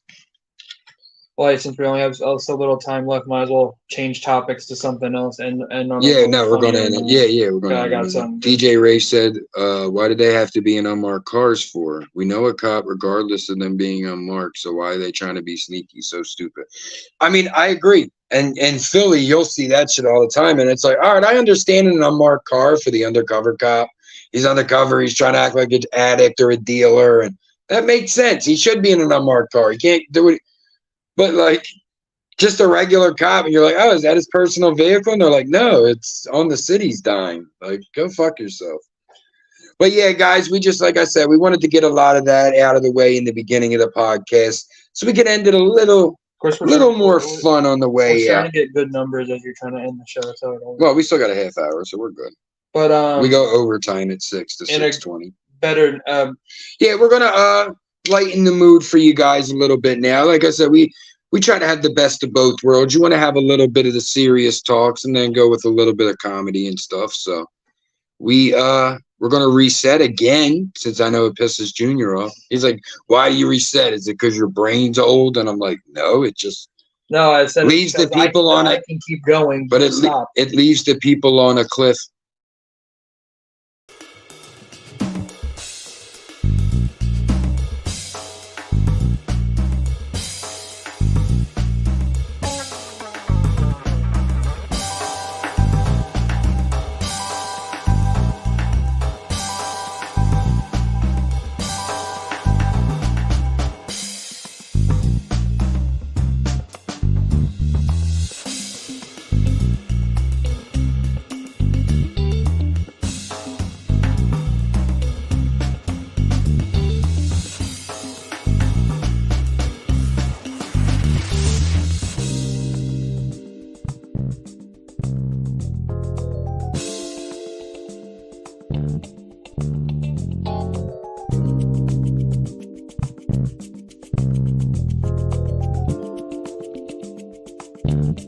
Do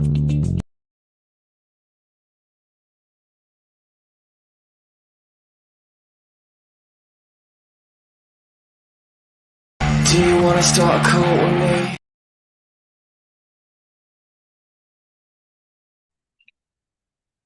And we're back. Make sure you guys are writing any questions, comments. You guys want to hear our perspective on anything?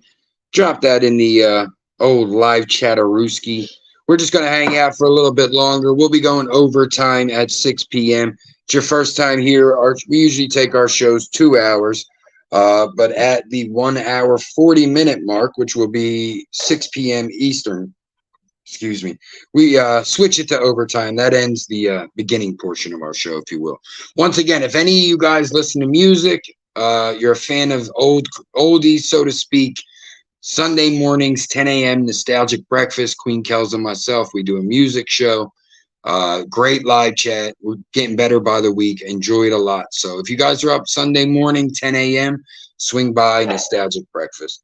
Make sure you guys are subscribing to today's co-host on the senior and junior Murph at 420 special presentation, Conversation with the Youth Part 3, Junior, aka Cheese Curl Poppy.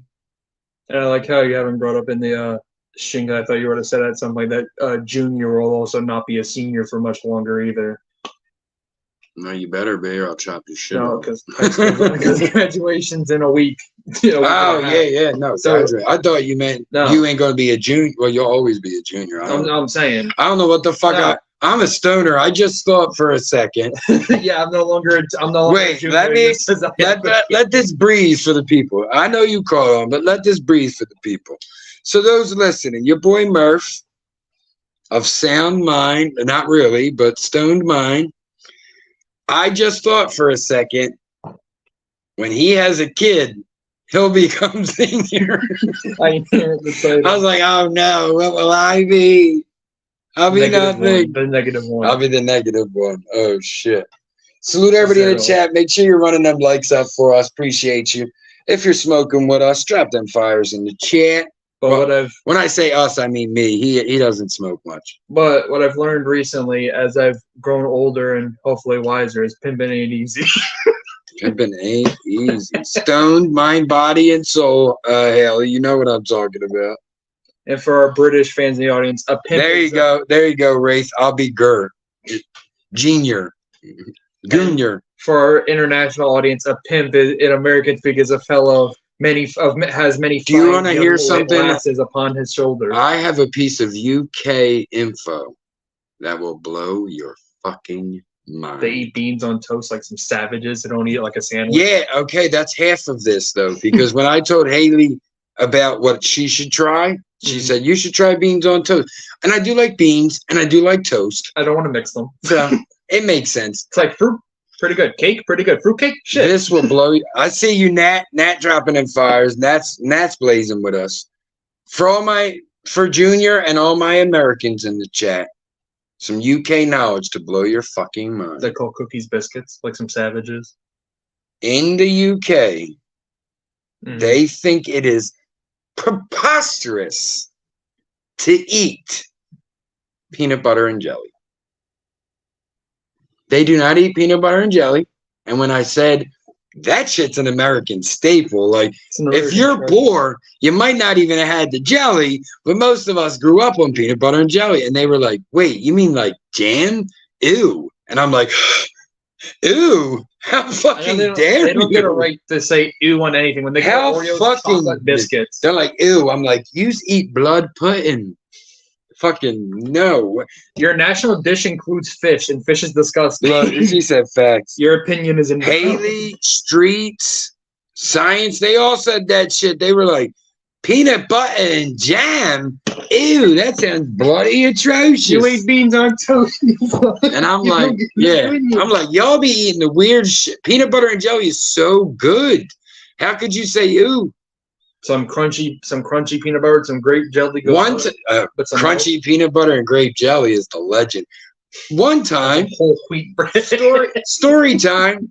I'm at my friend's house. I'm probably like 18, 19, probably 18, 17, 18. We're drinking. We got a little beer there. We're smoking. But the guy didn't have a lot of food. Mm-hmm. Mom, all the kids, the youngest kid was like 12. All the rest were like my girlfriend at the time, which was like 16, 17, my age. Her brother would be 2 years older, then 2 years older, like that. So most of them were already grown. So the mom wasn't around as much with the boyfriend, not a ton of food. So we're drunk and we're starving. And we're like, we need something to fucking eat. Go out in the kitchen. He's got peanut butter and jelly, but no bread. And he's got Wheaties, but no milk. So I get a big old salad bowl, and I dump the Wheaties and the peanut butter and the jelly, and I start mixing it. And it's, but then because of the peanut butter, it's like a real thick consistency. We're like, we need to lighten this up a little bit. Beer. Pour the beer in. Spin it around. As disgusting as that description just sounded, it's fucking delicious. I mean, it's because in Britain, y'all's jam probably tastes like ass. So that's probably why you don't. They only see the sun like 20 days a year. Yeah. I don't blame them. When a British child's growing up, they see a bright thing in the sky. They think the Germans are still flying. British people have overcast so much. The Beatles wrote a song. Tam Tam sung it today. The Beatles wrote a song about it, and people thought it was just like some sweet thing. They're speaking of sheer amazement. They're like, here comes the sun. What is it? My eyes are burning. Shut up, Ringo. Poor Ringo. But can we all have a moment of silence for Ringo? He ain't dead, but they disrespected him. You know why they called him Ringo? Because he wore rings. He knew how to go. That's the dumbest shit. I'm like, I wish there was a better reason. And they called Paul because he was called Paul. They called him Paul. That's his name. But yeah, I always hated that shit. I'm like, Ringo. I'm like, cool. How'd you get that name? They were like, well, they were calling me Dingo, and my name's Ronald. And it's like, nope. He just wore rings. John got the nickname John because it's short for John. But yo, I'm telling you, that peanut butter jelly, Wheaties, and beer is the stuff of legend. The best part of that story, though, is I go to the store. I did have a few dollars. I don't know why I was eating the Wheaties and beer. It was just a drunk thing. So I go to the pizza store on the corner, right? And the girl Jamie I used to chill with, she just passed, so I'll give her a RIP. Me and her walked to the store. We're coming back. It's like half a block. And there's a lady, a mom on the step. Now, mind you, there's like 20 of us in this house drinking. We're drinking beer. We got Smucker's apple, and we got a bottle of apple vodka. So we're in there getting drunk. There's like 20 of us. We're walking up the block, and there's a lady on the step, blonde hair, and she's going, Tommy! Dum, dum, dum. So I'm like, oh, fuck, is that my mom? So we're like creeping. And the girl Jamie goes, no, that's not your mom. That's not your mom. So we just walk right past this mom screaming, like, who are you looking for? She's like, Tommy. We're like, I think I'm the only one. She's like, no, but fuck out of here. My son's in. But yo, anybody need Tommy here? Your mom's outside waddling. So that dude leaves. We're all back in there and we're fucking laughing. They're like, yo, she was banging like the cops, bro. She's like, we froze. We didn't know what to do. And he's like, I'm telling you, next person that knocks, it's going to be a cop. He didn't even get cop out. It was like, boom, boom, boom. Yo, you never see motherfuckers scatter like roaches. I dove in a closet. Someone was already in there. Freddie Rounds is in there under a jacket. He goes, ah! I'm like, what the fuck? He's like, taken. I'm like, so now it's me and him kneeled down in this closet, peeking out the hole, laughing like fucking kindergartners. Elmer comes running by. Anybody in here? Get fucking here and shut up. It's the same mom. Now she wants to talk to an adult, and there's no adult there. But oh man, that shit was. I just, when you're drunk, you don't think about shit. So I like dove, and he's like, oh, you fucking asshole, landed right, smack right on him. But yeah, that was crazy. Tommy, I'm like, is that my mom? Tried dipping out. But yeah, I mean, the peanut butter and jelly and Wheaties is stuff of legend. If I hit my friends up, they'll still talk about it. We were blowing shotguns up people's noses. They're like, you fucking pussy, you fell asleep. You're not done smoking. So Elmer's in there sleeping with his fat face all hung, like, and we're like, blowing this thick ass shotgun. He's like, Uncle Chuck, for the love of God, use a goddamn comma. For a second, I said, who the fuck is Elmer Murph? Chuck, not like that anymore. We kind of got into an argument. he makes the conversation about him a lot. You know what I mean? It was like once in a while. The one day he called me and I'm like, bro, chill. I got my own shit going on. He's like, yeah, I know that is. Let me tell you about. I'm like, motherfucker, are you kidding me? Bang! I hung up on him. I ain't really talked to him since. Because it's. I try not to be like that. Everyone knows that. But I mean, this is a lifetime. Chuck knows that shit. This is 20 years of my fucking life. This kid's been driving me. It's my best friend, my best man, Katie's godfather. Like, but I just had to get it to a point where I'm like, you know what, bro? He talks to Katie still, but I had to cut you off. He came and stayed here for like, I don't know, 3 months. And I'm like, yo, he's really going through it down there. He's having some issues with the girl and little issues with himself, if you will. So I said, yo, bro, come up here, live for free for a fucking month, lock your money down, get a little place. Like a single person could come out here from Philly and probably you could live off McDonald's and live good. Like you could probably get a nice little 1-bedroom for like $250, $300 a month. Nice one little 2-bedroom. It would have been perfect for him. But I could just tell the one night I could tell he was on something. And then the next day he offered. And I said, motherfucker, this ain't a party. And he left pretty much like a week later. Guys, we're about to hit overtime. Make sure you're hitting that like button. So this was a couple years ago. I was in 10th grade, something like that. I was in 10th grade. And the people I sat with at lunch, there was a girl there, right? And she always said that, like, I could tell she was lying because, liars lie about the weirdest shit. She said that, like, oh, her family had a little bit of bread and her dad had a real nice suitcase. She was real. Hold on. She was real hung up about a fucking suitcase. So, and then a couple days later, because I was like, at the time, real good friends with her, at the time, boyfriend, the kid Tyler, who now has a kid of his own. But I was hanging out with them. I always hung out with them every day, right? Almost every day. So I was hanging out with them. And we go to her house, walk in, complete shit show. And they're like, the couch is ripped to shit. Her mom's clearly off. And then I walk into her kitchen, and her fucking dining furniture is lawn chairs and a lawn table.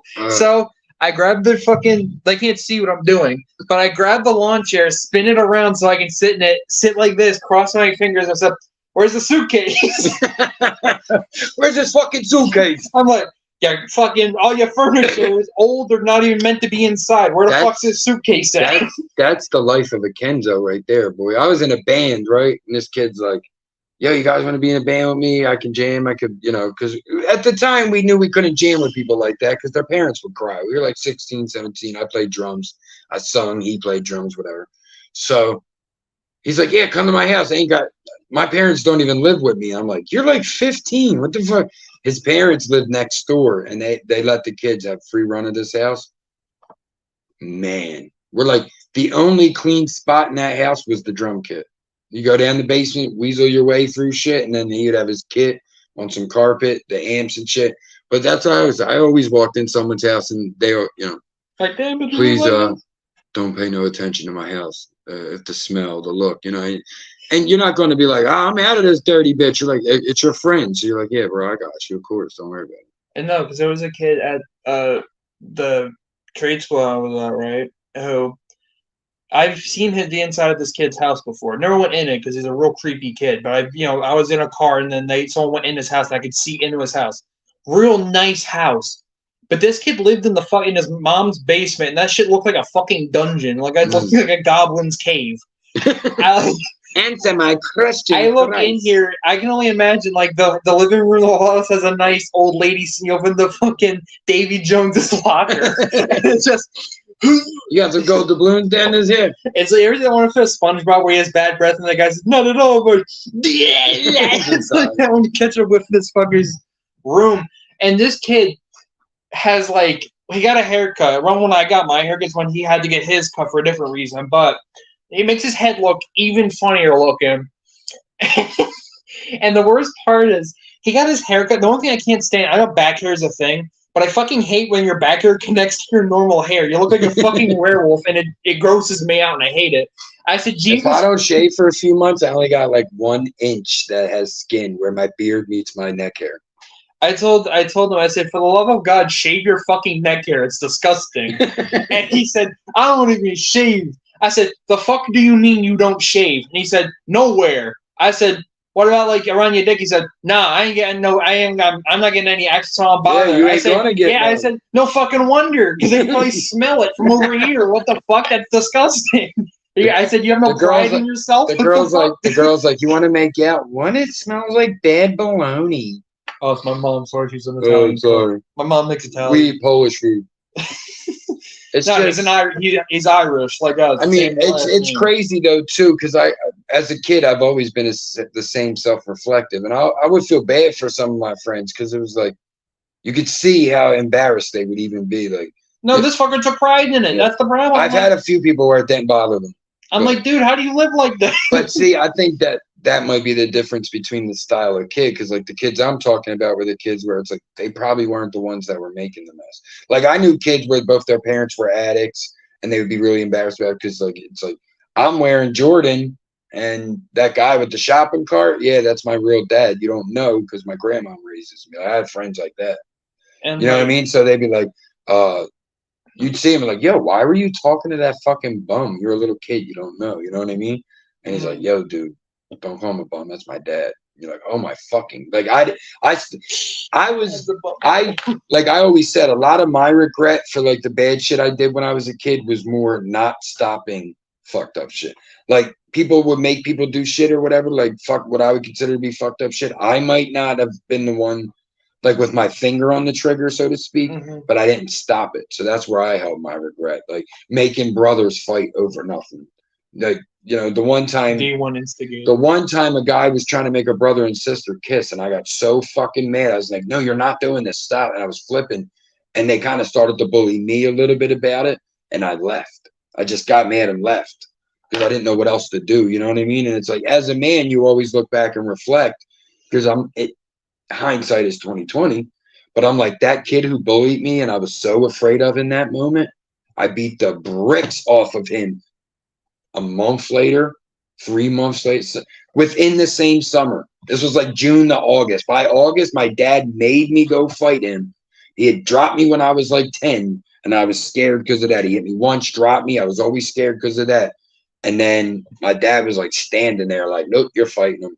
And I'm like, all right, bro, I gotta fight you because I ain't fighting my dad. I'd rather fight a 14-year-old than my dad, bro. Sorry. And I spanked him. I beat the bricks off this kid. So it's like, as I got older, I was like, damn, same summer. I could have been like, no, you ain't fucking doing it, and beat him up that day, you know? But it's like, people would tell me, yeah, real weird. I know. You good, bro? But no, then I did find out his dad was on a registry years later and shit. So it could be hand in hand. A kid like that, he's just welcome back, Mrs. Ivy. We're in overtime. The kid in general is just really fucking weird. Very like homophobic, racist, xenophobic, all that. And I tried all year to try and make him see the error of his ways, and it's never. You got a few good opinions. Drop this bullshit. He had none. I'm saying you're thinking to yourself, drop this bullshit ignorance, and you might be a half of a fucking person, and they just can't grasp. Because, like, obviously, as you know, I'm a massive nerd for history things. So when I hear someone say something about history horrifically wrong, I try and hey, this is wrong. I want to be nice about it, because someone who does know what they're talking about, like I do, isn't going to be nice. Because he seemed quite fond of Adolf Hitler a little too much. And not for his arts and crafts, but not grasping that he didn't just hate black people, which is what a dumb fucking his kid thing thinks. was dumb kids be thinking that shit. Hitler hated black people. It's like, is that why he killed 6 million Jews? It's like the reason why Hitler did the things to the Jewish people. What he told me was mommy issues. What he told me was the reason. No, the weirdest part is he grew up with his mom. It's daddy issues. His dad's a fiend and like meth lab in Danville and is on the run. No, I mean Hitler. Oh no, yeah, but Hitler had mom. You wanna know why Hitler was so unstable? His parents were first cousins. Yeah, Clara and Aloise Hitler were cousins. Yeah. Direct first cousins. Their parents were siblings. So is fucking. Hence why he's a lot of people. A lot of people fucking King Tut. They say people that nowadays they're saying King Tut. Excuse me, science is saying King Tut was probably very disformed. Yeah, he had a cleft lip, a club foot, and was missing 2 fingers, one on each hand. He was missing his pinky and he married his sister. Yeah, but the thing But is, it was all, like you said, it was all so much like incest and bullshit that's weird. I mean, keep the bloodlines pure. And it's like, okay, our 5-year-old king, he's got one big ass eye that I really can't look at without smiling. I'm gonna get beheaded. there's the Habsburgs. P3 salute. The Habsburgs in Europe. They had a king eventually who was so. This is my son, me and Kell's son up here with us. P3. This is Junior. One of their people in their lines, the Habsburgs, when they were very hardcore, no outsiders in our blood, and then they started letting a few in because they realized, okay, we're going to run ourselves dead. We have to. This dude, one of his testicles were rotten, like to the point where like rotting, and he had a chin, like crimson chin type shit. They say that. Dynamic. They said that's what happened with the Rothschilds. Yeah, it happens. And, in West Virginia, deep in the Appalachians, people start turning fucking blue. Yeah. No, that guy was eating silver. Yeah, and it spread to his kids, and they were inbred too. Yeah. So it started the thing of, hey, but I tell everybody, like, you wouldn't believe I'll just say it like this. You would not believe how redneck it really gets down there. Go on here on YouTube, Soft White Underbelly, if you guys aren't familiar. And just, I don't know, I can't remember the family's name, but just write redneck or hillbilly. He speaks with this family of inbreds. He spoke to the one guy years ago who's now passed. He goes recently and speaks with the family. Half of them can't talk. Most of them look disformed, and it's just I didn't even realize. I thought it was a stereotype, like complete stereotype. Like, there's probably like 1 or 2 people like that. It's like, this is an entire family. And the thing is, it comes down to one, availability, because in cities there's millions of people. So Lou Zabego said the big eye joke made Faye fall out. Salute, Faye. But the reason for that to happen is why it's in the real secluded. Even rural towns don't have that issue. It's like super like there's maybe 4 families that all live a mile apart from each other. But cities rarely ever have that issue because there's almost a million people. So there's no reason you ever need to. There's nothing but options. Yeah. And the less people live there, the less they get down. And they don't want to leave home and go find someone. They stay. I would have got beheaded in the Egyptian times. They would have been like, bow before King Tut. I'd be like, he's got a humongous mole on his face. I'm going to get beheaded for laughing. I can't look at him. And not to mention, to be able to do that. Salute, Becky. The Whitakers, Becky. Yes, thank you. Becky G. Becky, hello, Becky. To commit incest is one, a nurtured. One, it's half nurtured, half nature, because biologically, humans are made to not want to do that because our DNA knows that's a dumb idea because our offspring will be horrifically inbred, either mentally or physically, or both.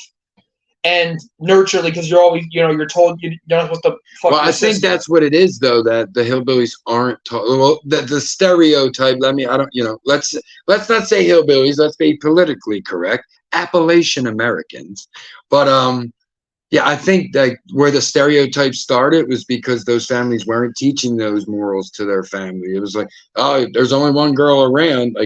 But the thing is, people weren't maybe scientific enough, let's say, to know you're from the same DNA strand. You can't do that. Marrying your cousin, but many dictators have done it. You said Hitler. Yeah. So did Saddam Hussein. Well, it also comes down to, at that time, even to this day, and half the U.S. states, you can still marry and have kids with your cousin. Nothing stops you from doing it. Some states it's illegal. Here's a question for the live chat. Here's a question for the live chat and a question for Junior. How many generations cousin, is okay for you to marry, in your opinion? None. 5th generation, there's no blood connection. That's like through marriage type shit. Still, that would make you a family. Okay, so here's a different. I'll pose that one to the chat too. How many generations removed does a cousin have to be before it's not weird for you? I would say 4 or 5 because there's no blood connection anymore. Because my thought will be, why would I have the need to? Yeah, the market's so small for that. So this is where I propose the next question. You meet a girl, you start to fall in love with a girl. Now, of course, I'll use a little data reference here. We don't get blood tests to get married anymore like we used to for that reason. But you go for the blood test and they go, you guys we'll stay with 5th. You guys are 5th cousins. What do? You're already in love. You're already getting married. You're getting the blood test to get married. You breaking up with her? I didn't quit it. Point over there, and when she looks, run the other way. Well, it's a good thing you're not married yet. Larry Beach, you fucking savage. He said one generation. Fuck no. He's fucking his aunt's daughter tonight. Well, no, Crazy as shit, well, Larry. no, because my only aunt's daughter is a child. Mrs. Ivy said, same with you. She feels it's always weird. Clowny as well said none. So what do you guys, what would you say then in that Well, it depends. hypothetical? Are we talking over or under the Mason-Dixon line? Yeah, that's for sure, Clowny. What about the other side of the Mississippi, pot? Yeah, that's a good question. That's the Clowny. true questions here. What side of the Potomac are we talking about here? What's that over the Delaware, Susquehanna? We talking? Yeah, right. Second, Is it in Maryland or PA? Pick one. because like I said, I've heard them say like fifth cousins, you're not even a blood connection anymore. There's no like that would be like your grandmom and their uncle were brother and sister or some shit. It'd be so far removed. But I can't speak for. Thank you, Coco. I can't speak for anyone in your chat or anyone who may be thinking about it. But personally, I don't like to be with people who I share relatives with personally, because that makes Thanksgiving quite awkward. I would think the market could be a little bigger than one of my cousins. Because I always wondered, why do you need to? Especially if you live in a place that has quite a bit of a population, go find some. There's not that shortage of women out there. If you can't find someone in your local area, go out of your area to find one. I was thinking that when I heard about Saddam Hussein back in the day. Like you're the president. You know where I heard that? Supreme leader. This is how I work, y'all. I learn these little tidbits of information from crazy places. And I learned that info from Oprah. I was watching an episode of Oprah, and she was talking to some, I guess, inbreeders or whatever. And they were like, certain people, FDR married his third cousin. They're like, and Saddam Hussein married his first cousin. I'm like, yo, are you telling me not only the entire country of Saudi Arabia, Iraq, he wasn't. Iraq, you're right, Iraq, but you were also like the king of that shit. You couldn't find another bitch, bro. Even Einstein, he left one cousin for another cousin. Like, yo, Albie. He keeps the family close. He said, Albie, baby, there's more girls than Princeton. Einstein had the dog, and he kept the family close. Albie, baby.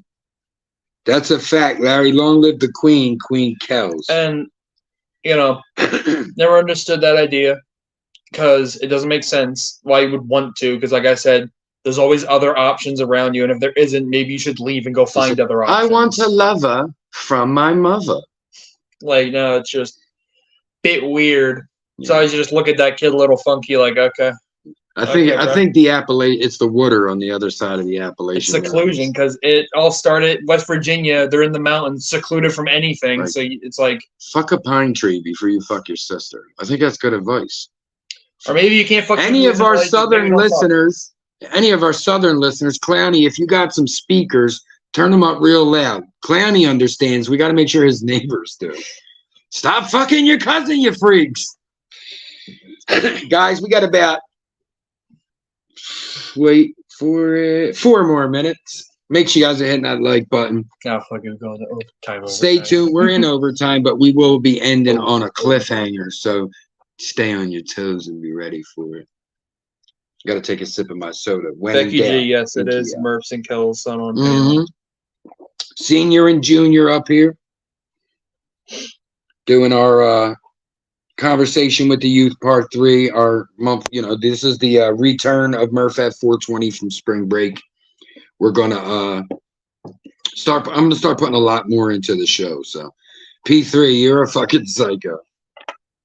That's great. Great show though, guys. Haley, thank you again for the questions. You were asking some really good questions. I appreciate that.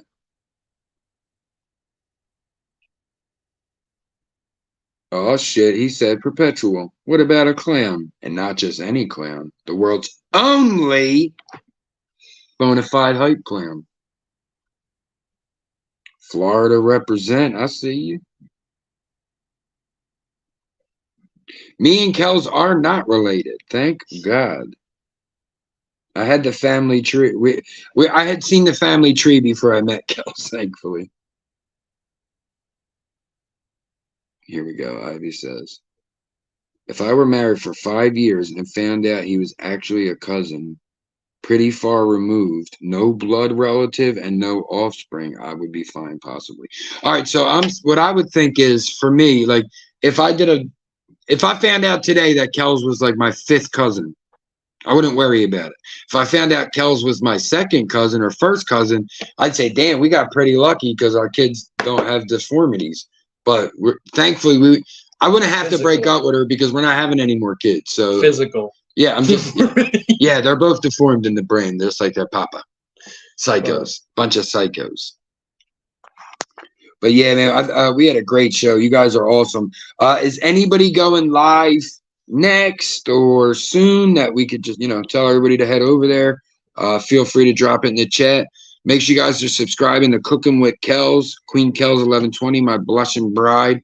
We do a cooking show on Thursdays on her channel, Cooking with Kellz.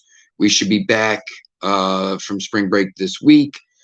And of course, like I said, guys, this Sunday morning, 10 a.m., Nostalgic Breakfast. We play oldies. We have a little bit of a live chat back and forth. But for the most part, it's our radio show, me and Queen Kellz. We play some oldies. We got some good ones on deck this week. I think a lot of the younger women in the chat would definitely, just to give you a hint, we're going like Tank and Next and stuff like that. Some early 90s R&B, mid 90s, stuff like that. So, all right, DJ Wraith will be going live. So make sure Wraith's link is getting dropped in the live chat, please. Yeah, Ivy, I don't want to marry my cousin, but that's why I said the hypothetical. If you found out down the road, that would be a little different.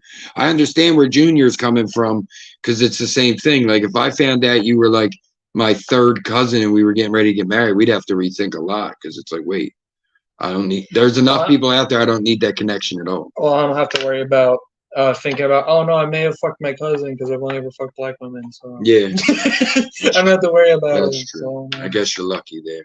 Yeah, but on the same token, it's like family trees and all that shit exists too. But I also knew, like, Kelly, when I got with Kelly, it was one of the reasons I wanted to get with her because she wasn't from my area and she had just moved there from Jersey. And do you know what I mean? It's like, finally a girl who's not from here. Like, these girls out here are fucking weirdos. I love, as an insult, saying someone your family tree is a reef because I think it's funny because that is what an incest would just be. It's a reef at that point. It was lucrative. Larry, I'll drop a link. I'll drop a link for a few minutes for Larry Beach. That's my guy. But yeah, I appreciate it. This would be our 2 hours right here. If you want to split, you're more than welcome. You want to stay, you're more than welcome. Appreciate everybody. Conversation with the youth. We will be having some more, so stay tuned for them.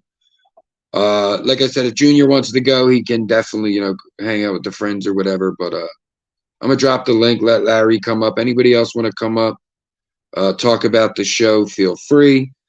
I did want to speak a little bit about combos the other night. I do want to just say, when I say, like, come up and air your grievances, I don't mean people who are like super butthurt and they're going to get up here and scream. And I meant people that it's like the thing we might be mad at each other for is something stupid. And if I kick someone off the panel 4 times and then block them, don't go, you pussy, you blocked me. I kicked you because you kept trying to come up and I said, go away. So clearly I meant that for, the majority of people, but not everybody. So just to clear that up. But the link is there. Feel free. It's just one of those situations you hope you don't end up in. Kind of like if you're hetero, finding out the next morning your one night stand was a dude. Never had that problem, honey. No, because the one had a vagina. I was drunk last night. I think you could tell the difference between a vagina and a dick. I hope at least you know that there's post-op. I don't know. I never seen that makes them a woman though. I never seen the surgery. Does that not make them a woman though? That's what makes you your gender is what's in between your legs. That's what society would tell you. That's what it is. Beach man. Larry Beach. I can hear you moving in the background. Are you muted? This fucking guy. All right, he fell off. I'm like, I can hear you. He's not even there. He did indeed fall off. No one's following him. Yeah, I'm like, where are you? Talk. He's not even up there. But yeah, guys, appreciate you guys rocking out with us. Another Murph at 420. This is just overtime. We're just kicking it, relaxing. As I said, the uniformed part of the show, if you will, is finished. You guys could check us out Sunday morning for Nostalgic Breakfast. Once again, Thursday, 7 p.m. Eastern on Cooking with Kellz. And then again here Fridays at 4:20. Make sure you guys are subscribing to Cheese Curl Poppy. That's Junior's channel. He's a gamer, vulgar gamer, if you will. And subscribe to all the content creators in the live chat. We like to show support for the community of content creators. Let's see if his mic works this time. Larry Beach. Hey, yo, man.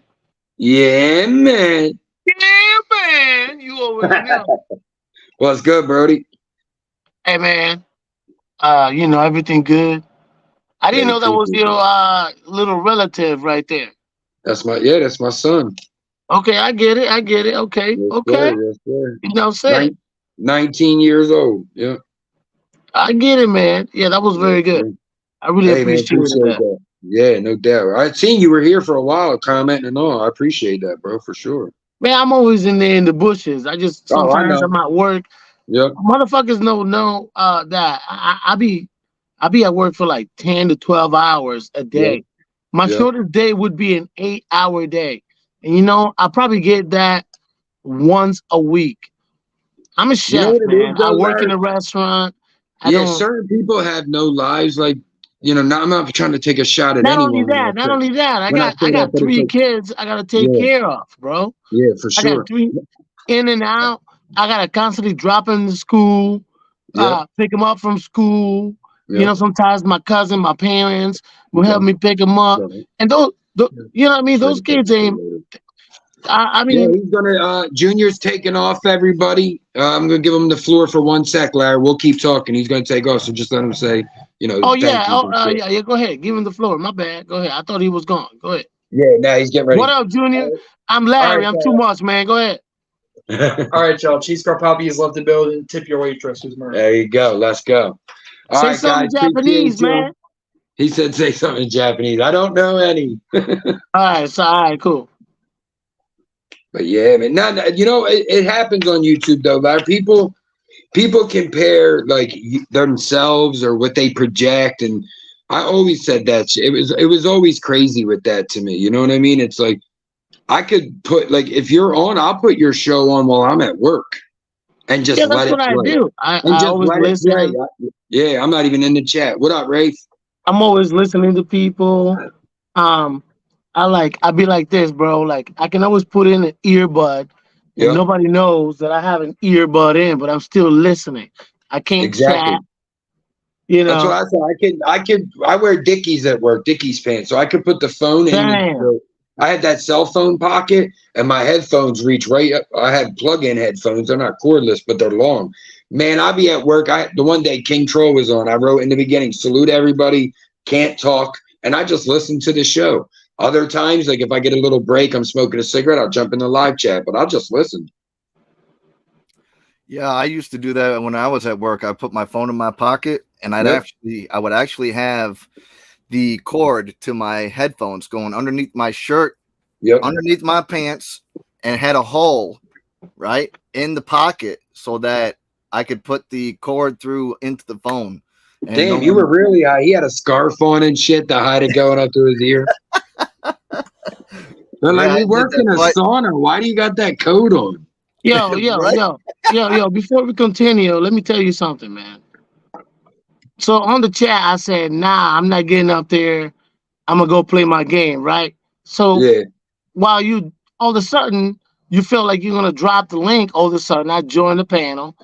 I was going to wait for that. Hold on, man. I'm still in the game. I go hide somewhere. I'm talking to you, and I just got shot in the goddamn game. Hey, you know they don't like them fucking, what do they call? Not squatters. I'm not camping, bro. You camping, I am not camping. I'm hiding. There's a difference. What's the difference, Larry? I'm not camping to ambush anybody. I was hiding because I was talking to you, dude. I was hiding so I didn't get ambushed. If I was camping, I would have had my headphones on and I would have heard him walk up. But no. Well, Becky said So she you're not can't a listen to gamer, so like you 2 don't strips. understand this shit. I am a gamer. I just don't No, you play don't all the time. understand it. I wasn't camping. If I was camping, I was I trying know to you right. ambush somebody and catch him I know. slipping, catch him Oh, I lacking, know. catch I him know what making, the the wrong. definitions are. I was just hiding. I thought it was the best hiding spot. And then I'm talking to you, and I just got shot, bro. You know I'm who dead. found you? You know who found you, Larry? The kid who also uses that hiding spot. Probably. Mm-hmm. Becky, that's why I had this. Like, I mean, I'm probably gonna start looking for like a 40-hour 9 to 5 job again because I like to put money on the books. But like working for myself, I love that shit for that reason. Yo, I ain't even if gotta you have think I'm headphones. playing, I'm not playing, bro. Look, I got my controller. My fucking screen is right here, dude. I'm pissed the fuck off right now. Kill them all. Go on a streak. I can't. It's not that kind of game. Mm. It's a What are you survival game. playing? Now I gotta start from scratch. What are you playing? DayZ. Oh, okay. I didn't even know. I didn't even hear that one. Yeah, it's a zombie survival game. It's all good, man. It's part of the game. I'm pissed off, but I'm excited. But I'm pissed off that I'm excited. You understand? Not really, but go ahead. Because now I'm gonna find out who did it, and now I have a target. Now I'm gonna hunt that motherfucker down. Hey, man, I was in a room not doing anything. He could have walked in there, knocked me out, and tied me up, and asked me some questions. Yeah. Instead, he opened the door and killed me. So now I'm gonna track him and whack him. Yeah, I mean, listen, I get it. I was playing NASCAR. It might take 2 days. It might take 3 days. It might take a week. That's that kind of game it is. It's a survival game. I was playing NASCAR, Larry. I was playing NASCAR, and this dude came up on the left. I'm letting him get the whole left. Put me right into the wall, bro. I followed that motherfucker to a whole nother race and took him out right in the beginning. You did the right thing. He said, "Damn, bro, that wasn't even this race." I said, "It's never over." And left. No, man, put him to the wall, man. Yo, put him to the motherfucking wall. Especially on NASCAR. You gonna put him to the wall, baby. You going right to that wall. I don't know what I'll go far left just to come flying in the ring. You going into that wall. Hey, that's what I'm saying. That's what I'm saying. Hey, he said, that's sort of like the race. You broke my engine. I'm out the race. I said, you shouldn't have did that shit. Made me spin out. Yo, my car was flipping, bro. I'm like, yo, you killed me. You killed me. Yo, that's exactly what Cole Trickle did in Days of Thunder. Remember when he came out the pits and on his victory lap? On his victory lap, freaking had the foot to the floor, man, came out that pit and shoved him right in that freaking wall. Destroyed both cars. Hey, man. I can't remember the name of the movie now, but it had Emilio Estevez and Mick Jagger, and Emilio is a race car driver, and somehow he was an Indy car driver. Huh? Mick Jagger? What the fuck? Yes, Mick Jagger was the bad guy. If anyone can remember the name of the movie, feel free. So Emilio Estevez is an Indy car driver, and he's racing, and his tire catches another car, and he flies up and like crashes, car blows up. And it's something like, I can't remember what the fuck it's called. What is it called? I just almost had it. I don't know. I don't know that movie, man. It came out right around that same time. I know a lot of movies. Yeah, I know a lot of movies too, man. But you know, it ain't Free Jack, is it? Yes, exactly what it is. Thank you, Ray. Yeah, I found it. I found it. Yeah, I gave you the easy with Emilio and Mick Jagger. Yeah. Well, that's all I put in. That's all I put in. Now he gave you the easy. Oh shit. Google Murph, baby. I just draw that shit right out my head. The easy. Yep. Hey, but I found it. What's the matter if it was easy? I'm gonna make a game show, right, Larry, where you come up, or even in the chat, you don't have to come up. But if you come up, you ask me any question, right? And I'm gonna be cammed up like this, so you can see my hands, everything. And you ask me a question, and then you're gonna cut them off. Now, if I can't answer it, oh my bad. If I gotta use Google, like I don't know the answer, then you win. Like I was saying, $5. Man, you're gonna use Google, man. Stop playing, man. Nah, I know a lot of shit. I don't have to use. I am Google. Oh, So that's the game. It's called Google. Wait a minute. So the basics. Let me understand this. You trying to stump me? Wait. You say you know a lot of things. A lot. Okay. If you ask me a pop, here's how I feel. If you ask me a pop culture question, I don't think I'll get it wrong ever. Oh, so that's what you think people are gonna ask you. Oh, okay. My confidence is through the roof. All right, I see where you are. Your state of okay. All right. Yeah, so I'm trying to find out. Like, that's what I was saying. You should, if you're gonna go that route, man, maybe you should explain to people. Well, it's just gonna be you're trying to stump me. You're just trying to stump me. What if somebody come ask you a question about the Bible or some shit, man? I know a lot about the Bible, though, even though I don't believe in it. Okay. I can't be like, if you were like, what is the scripture? What if anybody asks you a question about the Quran? I'll answer what I can, what I know of. Oh, you see, you start running into trouble. You see what I'm saying? But if I can't answer it, that's where they would win. I don't even want to say anything else because I ain't here for that. But I'm just trying to. Like I said, I'm trying to tell you, man. If I make it but if I make it with like a certain category each show, like you just brought up religion. Oh, so you're gonna pick and choose your okay. Yeah, so it's like if I do one episode that's the Bible, I could study up on it a little bit first. You know what I mean? I see you. Okay. Like if you're going on Jeopardy, when you're going on Jeopardy, you study up. You know what I mean? I know, but if you all right. Ain't it funny though? But yeah, I was saying to my son, I was like, I'd like to do it like $5 if like a person, because I expected to be wrong a few times in an episode. My son was like, hey, that's a good idea. I like that idea though. You're trying to make it a game show. Yeah, like a game. Yep. Oh shit. Okay. Mm-hmm. Yeah, well, I think that would work, man, because trying to stump me a little bit. You know, I gotta wait till I can get the money right around it because I want it to be fun for the people. So it's like either sponsorship or whatever, Patreon, whatever we could do, something like that. But set it up that way where it could help pay for the people winning, and we can get better prizes for people and shit. But I would want to do that where like if you stump me, like you could even come and. I could have make it where it's like, all right, if I don't know, you got to give me like multiple choice. You know what I mean? If you're like, who freed France from the Revolutionary War, and I'm like, I don't fucking know. And you're like, oh, you gotta go there. You see? It was bang, bang, bang, and if I can't get it, then you would win.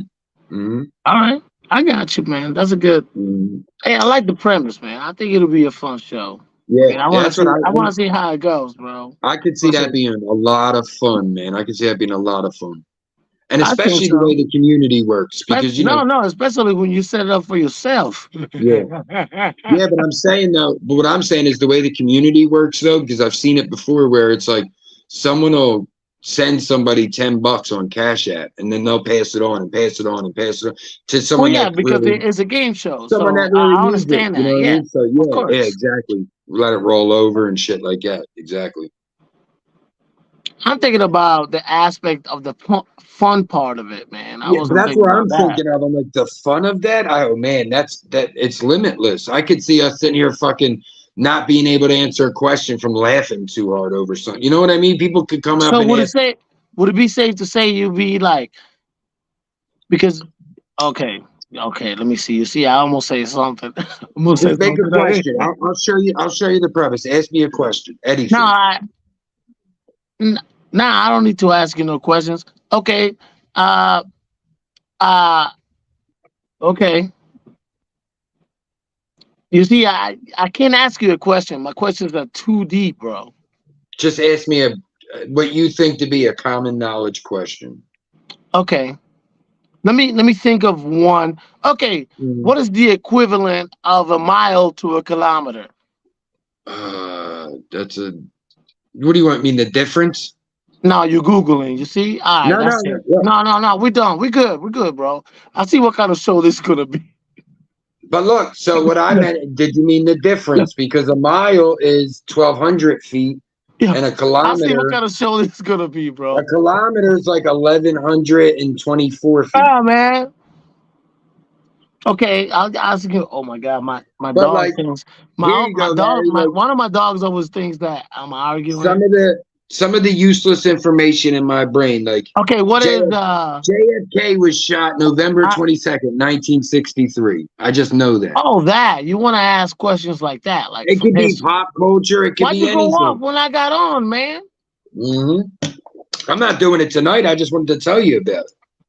Get back on your camera, man. We just got on. You just ran. There we go. I mean, if you don't want to smoke on camera, that's fine. All right. Hey, yo, Kenzo.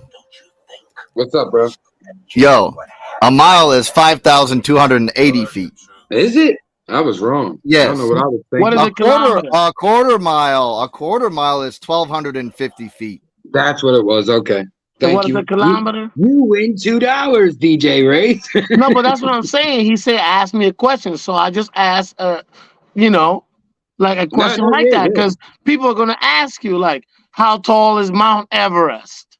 If you could just say, ask me any question, I can ask you any question, man. Where are the Himalayas? Like I could ask you anything like that. Like I was trying to find something normal. I'm drawing a blank because I'm on the spot. I forgot. Oh, there you go. They're in the Himalayas. They're in Istanbul. It was once Constantinople. Yo, listen, Istanbul man. Hey, I didn't mean to come over here and turn up like that. Yo, Kenzo, you know I rock with you. But listen, like I said, I was getting the game and I got killed. Now everybody's trying to get me in there, so I gotta go, bro. Yeah, all right, bro. Enjoy your game. Salute to you, DJ Rap. No doubt.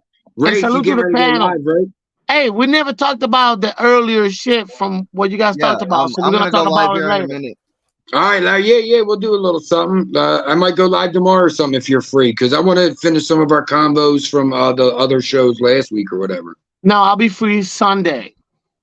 Sunday I got the show with Kellz in the morning, but I'm free. I'm free in the afternoon. So. Yep, we'll text back and forth. I'll let you know. Hit me up, man. You got my number. All right, salute to everybody in the chat that I didn't say what up. Larry. Thank you for having me. What up, DJ Rap? I'm out. Peace. Subscribe to Larry Beach 247. Right. Subscribe to DJ Race. Race, you going live in a minute, right? Yeah, I'm gonna go live in a minute. Yeah. All right, you want to head over and set it up while I'm wrapping up or whatever? Yeah, I'm gonna go do that. Bro. Thanks for coming up. Yeah, love everybody in the chat. Salute. Thank you for having me. No doubt, bro. Anytime. All right, peace. Appreciate you. Thanks, guys, for tuning in to the return of Murph at 420. Conversation with the Youth Part 3. Thank you to Cheese Curl Poppy, aka Junior, for just another great podcast. All three of them have been good. I'm gonna make a playlist of them now that we have 3. So if you want to go back and watch the other 2, you ain't got nothing to do, you're looking for something, and you're like, do I got time to watch a podcast? You're like, probably not, but today I got time, cuz.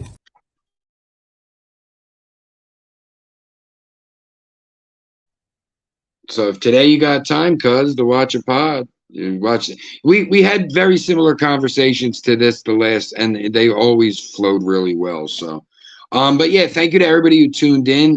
Thank you to Pamela J, who sponsored this episode. I know she's running around, with work and everything. Once again, happy birthday to our girl Tam rocks. Today is her birthday, so if you see her on these YouTube streets, make sure you are saying happy birthday. DJ Wraith, I think, went to set up his show, but if someone could drop his link.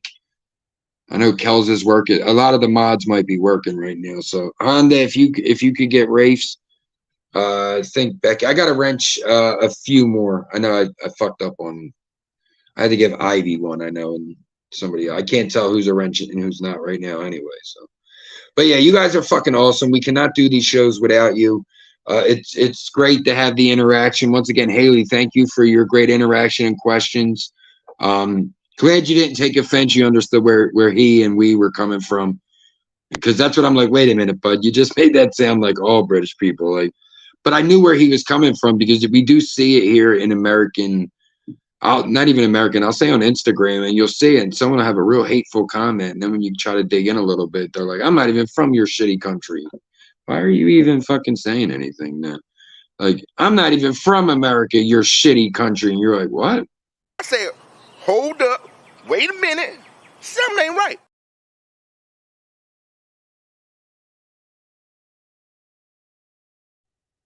That's a fact. You're like, something ain't right. But now I appreciate everybody who's calls themselves a day one, everybody in the cult. Do you wanna start a cult with me?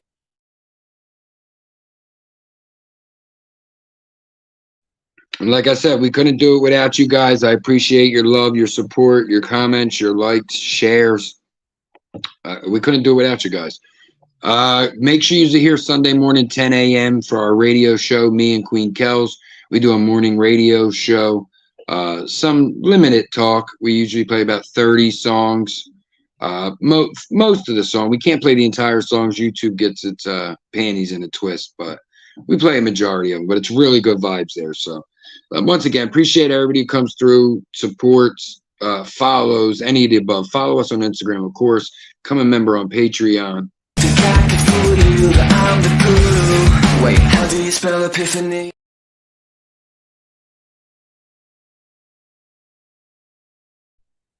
That's a fact. Can I fool you that I'm the guru? I don't know. But now, guys, you are awesome. Thank you guys so much. And we will see you. What would that be? Sunday morning. That's 2 days from now. Check that out. So Sunday, yeah, Sunday morning, nostalgic breakfast. We will see you then. This is Murph at 420 signing off, ending your broadcast day. Now tuned into the motherfucking greatest. Murph at 420. Music, news, and live chat for your Friday ride home. I'm your host, Murph, aka theDirtyKenzo. Make sure you guys are hitting that like button, subbing, sharing, word of mouth. We appreciate y'all. Dirty Kenzo Productions. Hey, this voice is pretty cool. Check out what I can do, guys. Dude, there's a freaking dart in your neck. It puts the lotion on its skin. Okay, I'm done. But we're not done, ladies and gentlemen. We just getting started. Take these good vibes forward with you today. When you're out there, why make war when we can make babies? We can make each other go crazy. That don't help nothing. Let's make some peace out there, people. Take these good vibes forward with you through the day and the weekend, going into the next work week. Appreciate you. Salute to my work warriors in the beginning of, middle of, end of your shift. We appreciate you, especially my little queenie, Queen Kellz. #1 mod over here and #1 in my heart. DJ Wraith is live. Head on over there, guys. Appreciate y'all. Peace.